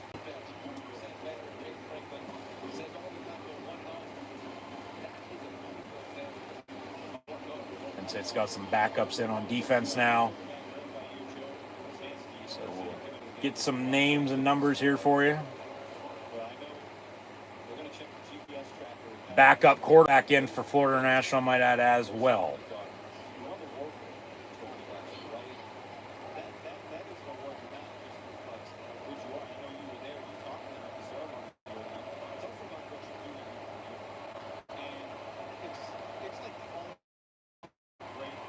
And pass going to be caught. And then I believe that was the one lane 10 on the stop.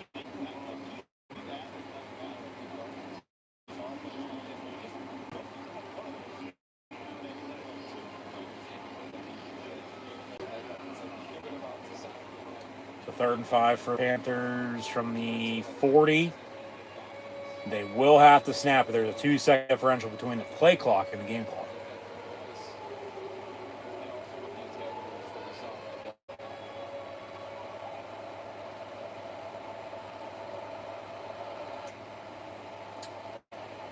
Pass on a slant. Incomplete with Dinkins on the coverage. Not Khalil, but his younger brother Colin. So 2-minute warning, 27-0. Believe it'll be 4th down, and they'll punt, and Penn State can get the ball back. But they'll probably go for it, because why not? But yeah, 2 minutes to go here. Penn State's up 27-0.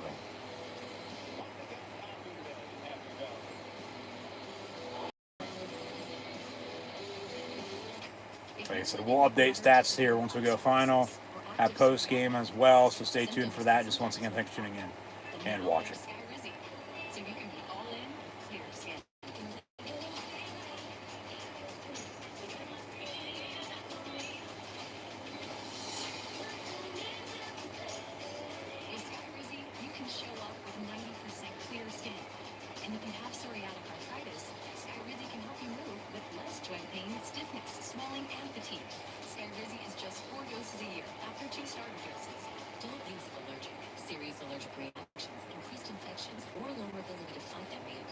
Treatment, get checked for infections and TB. Tell your doctor about any flu-like symptoms or vaccines. Thanks to Skyrizi, there's nothing like clear skin and vitamin D, and that means everything. Now's the time. Ask your doctor about Skyrizi. And how Abby can help you save. My mother told me, don't forget there's all you've got.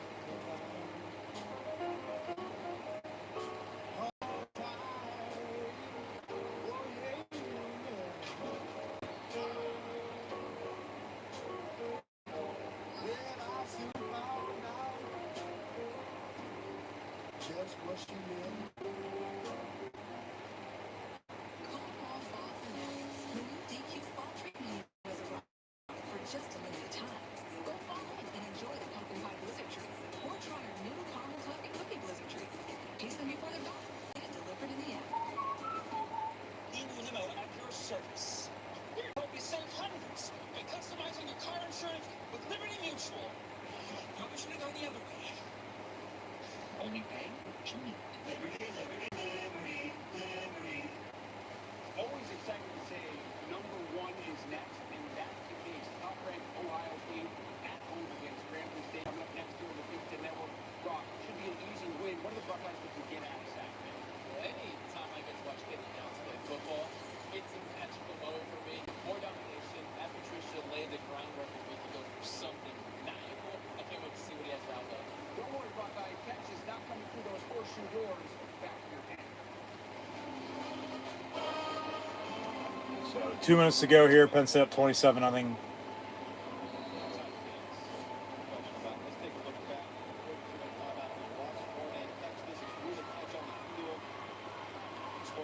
Or they actually said catch, and then they looked at it, I guess, and it was a 1st down. All right, rather than incomplete. So clock's ticking. So 2nd and 8.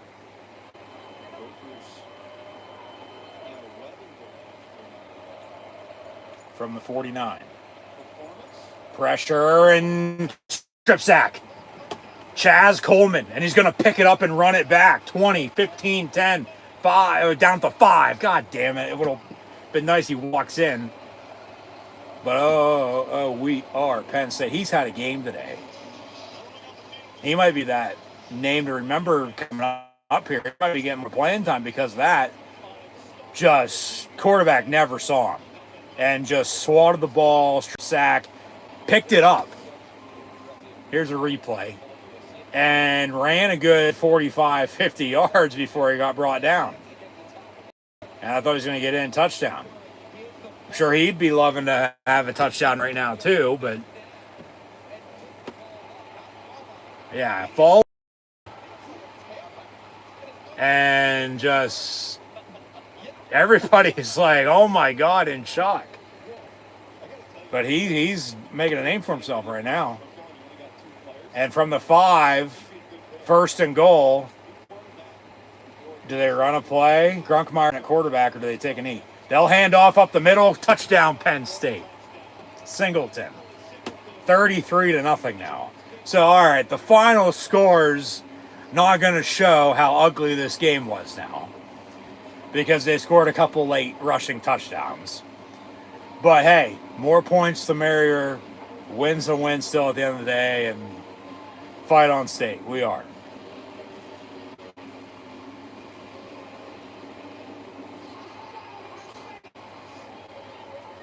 All Grunk had to do was hand off 10, and Singleton walks in, touchdown.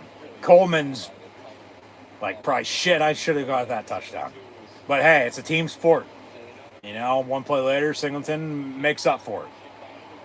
34-0 now, Penn State with $1:19 to go.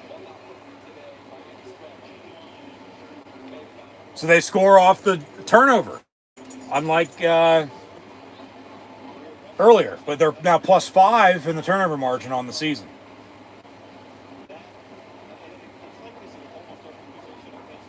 And Nick Singleton just passed Kajana Carter for most career rushing touchdowns to get to 4th place now.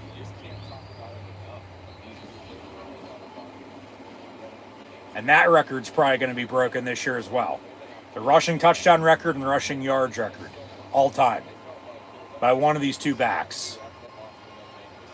If not both of them. You know, it's been balanced consistency for 4 years in the run game. After, if you recall, they didn't have a running game in 2021. And then didn't have a receiving game the past couple years, but then seemingly coming back now. So, it's one thing at a time, man. And you got to be balanced. You got to be consistent at it. It took them some time today, but they finally got, in a rhythm.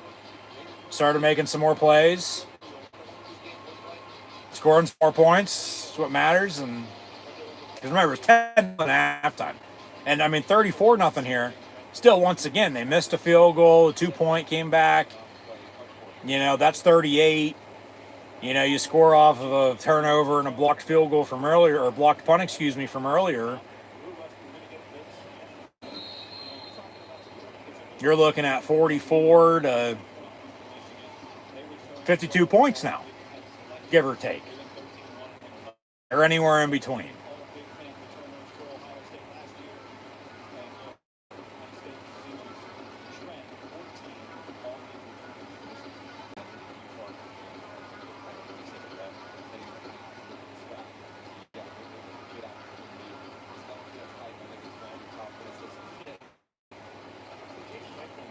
And then with the 46 they scored last week and the 34 they have here today, they're averaging 40 points a game. 1st and 10 FIU, quarterback run. And Mack and Anthony Specca on the stop. But now a minute to go, and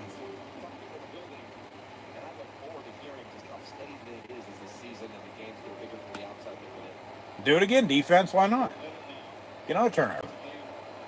Probably won't, but miss sack, pass, incomplete.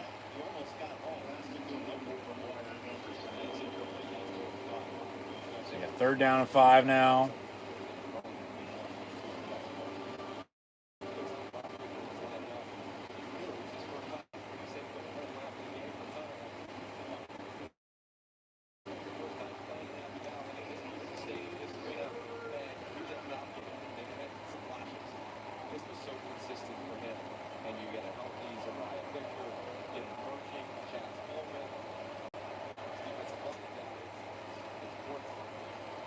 And pass complete on 3rd and 5, another first down for FIU, the 38, 39-yard line, with as many seconds left in this game. 13 minutes.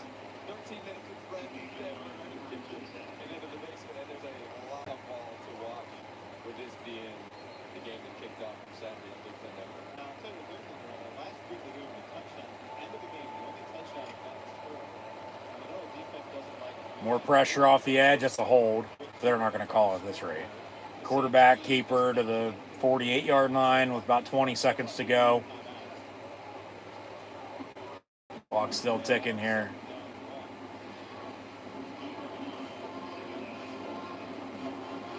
Final 10 seconds here. Probably the final play now as well. That's a hold. That is a hold. Oh, my God. And pass incomplete with 2 seconds. Got 2 seconds left.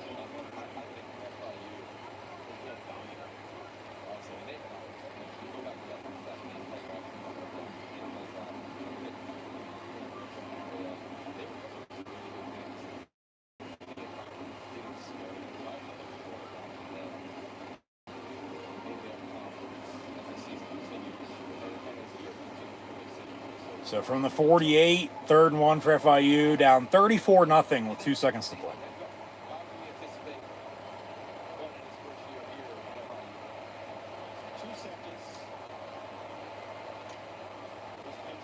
And they'll hand off on a draw. Tackle him, push him out. Boom, down he goes. So your final score, as Penn State shuts out Florida International once again, 59-0 in 2007. Second all-time meeting today. Penn State beats Florida International 34-0 this afternoon. And it's their 13th shutout under James Franklin since 2014, which is the second most in all of college football. First this season, obviously. But yeah, they're averaging 40 points a game and only allowing 5 points a game. So I get that's an odd number for, football. It's a field goal and a safety, but, 10 and 0, and then divide that by 2, you still have 10, and 10 divided by 2 is 5. Franklin interview on the field post game. They did finish well, yeah. They're playing a lot of guys, a lot of depth, but they'll get it right. They didn't play a full game today by any means. But, yeah, they have 5. They're plus 5 in the turnover margin. And they have 23 points off of them. Probably should be a little bit more because they missed on the one earlier. But then they get the scoop and score, and then, he's 5 yards short, and then they're running in one play later. So,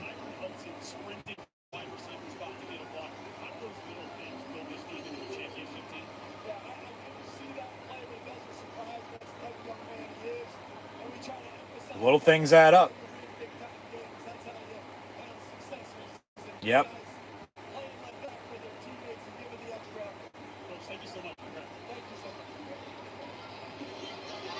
So they'll sing the alma mater, and yeah, your final score 34-0. Penn State on top of the Florida National Panthers. So, a quarter after 3, we go final. Here's your final stats and scores. As throughout the game today, no doubt about it.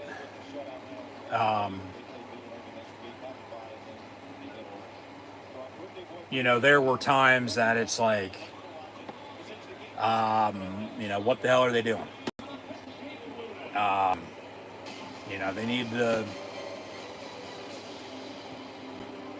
wake up and play football. So, they did in the long run, like I said just a little bit ago. A win's a win at the end of the day. It was 20-0 with 5 minutes to go, and then they, had scored a couple late rushing touchdowns after they got the ball back. Once on a defensive stand. Long rushing touchdown by the fat man, Kaytron Allen. And then a fumble, scooping, almost score, 5 yards out, 5 yards short, and then 5 yards out, went Singleton for a touchdown. So, I mean, yeah, Aller had 2 passing touchdowns. Both backs had a touchdown apiece. And look at that. They had 409 total yards today. If that ain't saying something, then I don't know what is. But it's going to be okay. You know, it's a long season. It's one game, wins a win at the end of the day, but it's a long-ass season, folks. You know, Rome wasn't built in a day. But they're 1-0 this week, 34-0 win over FIU, Florida International from South Beach, Miami, Florida. And they'll host Villanova now next week. This time, a week from now, next Saturday at 3:30 on FS1, Penn State hosting Villanova. So I'll have live play-by-play, watch long reactions live right here on YouTube. And they're also a damn good team. Like I said, Nevada, one of the worst teams in the country, but FIU was getting votes in the top 25, all right? And then Villanova is one of the better teams in the FCS D1 AA level. You know, and Penn State, you know, played them back in 21, and it was like a today's game. You know, it was a little slow from what I can recall, and then they, you know, scored some points late, and the final score was what it was. That's why I said the final score here today ain't going to show how sloppy and ugly it was, because they did look rusty, you know, for the most part of the first half and a good portion of the third quarter. And then late in the third, you know, into the fourth. And I mean, a shutout win, credit to the defense, you know, as a shutout. And they got 2 turnovers, capitalized on the one for 7, kind of on the other, got a blocked punt on special teams, you know, punted a couple times today. I mean, they didn't punt though at all last week, so it equals out there, if you will. But like I was saying earlier, like they couldn't get in rhythm. They couldn't get in sync. There was no momentum. There was just, they couldn't execute anything. And it just took them some time. But like I said, at halftime, it's on a 30-minute game, you know, even though they're up 10-0, 60-minute game. Ain't over until it's over. And a win's one until the end of the day. So obviously, yeah, points add up, 34-0 your final score. And now they're on to Villanova. So FIU, final stats and scores. Jenkins was 15-28, $127. Interception to Alonzo Ford. Their backup quarterback was 3 of 5 for 22 yards passing and had 9 yards rushing. As Owens had 15 carries, 78 yards rushing. Lions, 8 of 39. And then, yeah, they had the interception, the blocked punt, they're late that Penn State ended up scoring off of. So we'll see how they count that. I'm saying it's +5 in the turnover margin right now, because they were +3 last week for 16 points, +2 today, so +5, and another 7 points on, you know, the fumble, and then they scored off of it. Didn't score off the interception, but then the blocked punt. Ain't technically a turnover, but we'll see how they stat that. Should be +5. I'm not going to be surprised next week if it's +6 in the turnover margin. But +5, 2 games in, and you're a +4 entering today, or +3, excuse me, entering today, and 4th all time in the country. You know, so I mean, another overall team win, even though it didn't seem like a full game. You know, it just didn't. You know, because like I said, it was ugly and sloppy for a good portion of this game. And the final score ain't going to show how bad it really was. Because it was 10-0 at halftime. It was 20-0 with 5 minutes to go. And then it's 34-0 your final score. But points are points in the day, and I'll take them. So Drew Aller was 19 of 33, 200 yards on the dot passing. 2 passing touchdowns, one to Khalil Dinkins to go up 7-0, and then the other on Hudson in the end zone. Or excuse me, Devontae Ross in the end zone. Hudson had, as Penn had 2 catches, 32 yards. Hudson had 5 catches, 37 yards. Luke Reynolds stepped up at tight end today. He had 7 catches, 58 yards receiving. But yeah, Devontae Ross, as Dinkins had 1 catch, 9 yards, and a touchdown. The backs had a couple catches for a couple yards, as mentioned as well. But Ross had the other receiving touchdown, 3 catches, 61 yards for him and a score. Katron Allen, 16 carries, 144 yards rushing, and officially a 67-yard rushing touchdown. Nick Singleton was 13 of 76 and a 5-yard rushing touchdown after a fumble. Alonzo Ford had the interception. Chaz Coleman had the fumble recovery and almost a touchdown on about a 50-yard return.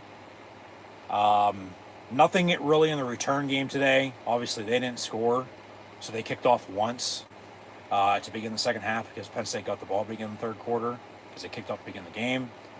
So it was really just in the punt return aspect today, and even on that kickoff return to begin the second half in the return game, there really wasn't anything there today. Gabe Owusu was booming it deep on kickoffs, a couple touchbacks, a couple kicks out of bounds. Got to get better at that, obviously. But then had about a 54-yard average on punts, including a long to 67. So, and then Ryan Barker was 2 of 3 on field goals, 4 of 4 on extra points, for 10 total points with 1. The other was from 34, missed from 53 just prior to halftime, as it was blocked. And then overall total team here, Penn State had 20 first downs for 409 total yards.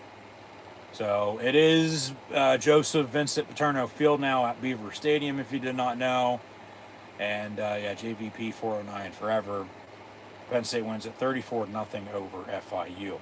They really can convert on third down. They're 3 of 12, 2 of 4 on fourth down. 200 yards passing, 209 yards rushing for 409 total. 0 penalties and 0 turnovers for Penn State today. Even though they didn't win the time possession battle, that was a good switch in the second half. They were up about by a minute and a half or so.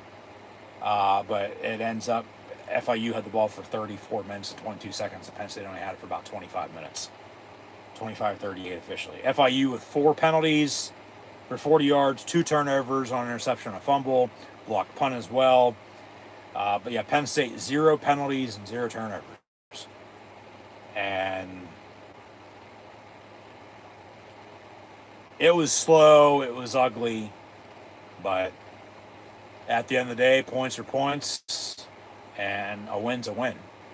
34-0 your final score. Penn State shuts out Florida National in their second all-time meeting for the second time ever, because they shut them out in 07, 59-0. They shut them out again today, 34-0. So, Villanova next week at 3:30, 7 days from now. So, see how that game is. Like I said, Nova's a top team in the FCS, so it could be, similar to this game. For all you know, all we know. Penn State did not cover once again, and the under hit for anybody interested in that.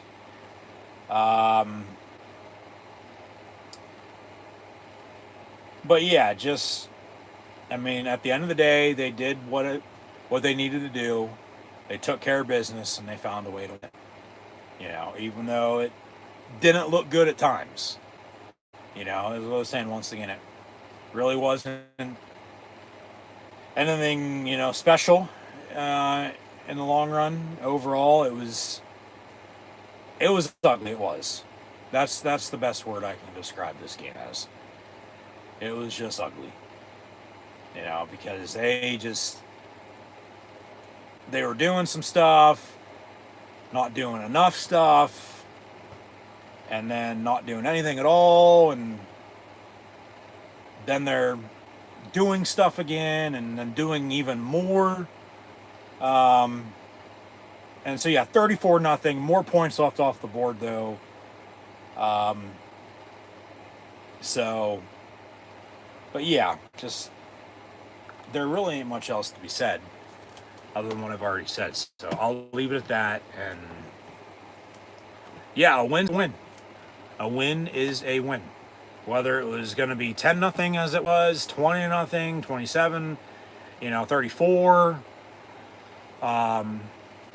But yeah, to max, it would have been like 38 to 44, 52 points, give or take, or anywhere in between, with how this game, played out. And so, yeah, just as always, we are Penn State, and that'll do it for myself, for host Encyclopedia Sports, Coy and Luke 96, live right here on YouTube. So, once again, thank you for tuning in and watching today. And I'll have more live play watch along reactions this weekend, as it is football season now officially, college football in week 2, but the NFL begins with week 1. So that's just the way it is in the fall with football season on weekends, and Penn State football on Saturdays, and Pittsburgh Steelers football on Sundays. So yeah, I'll have live play watch long reactions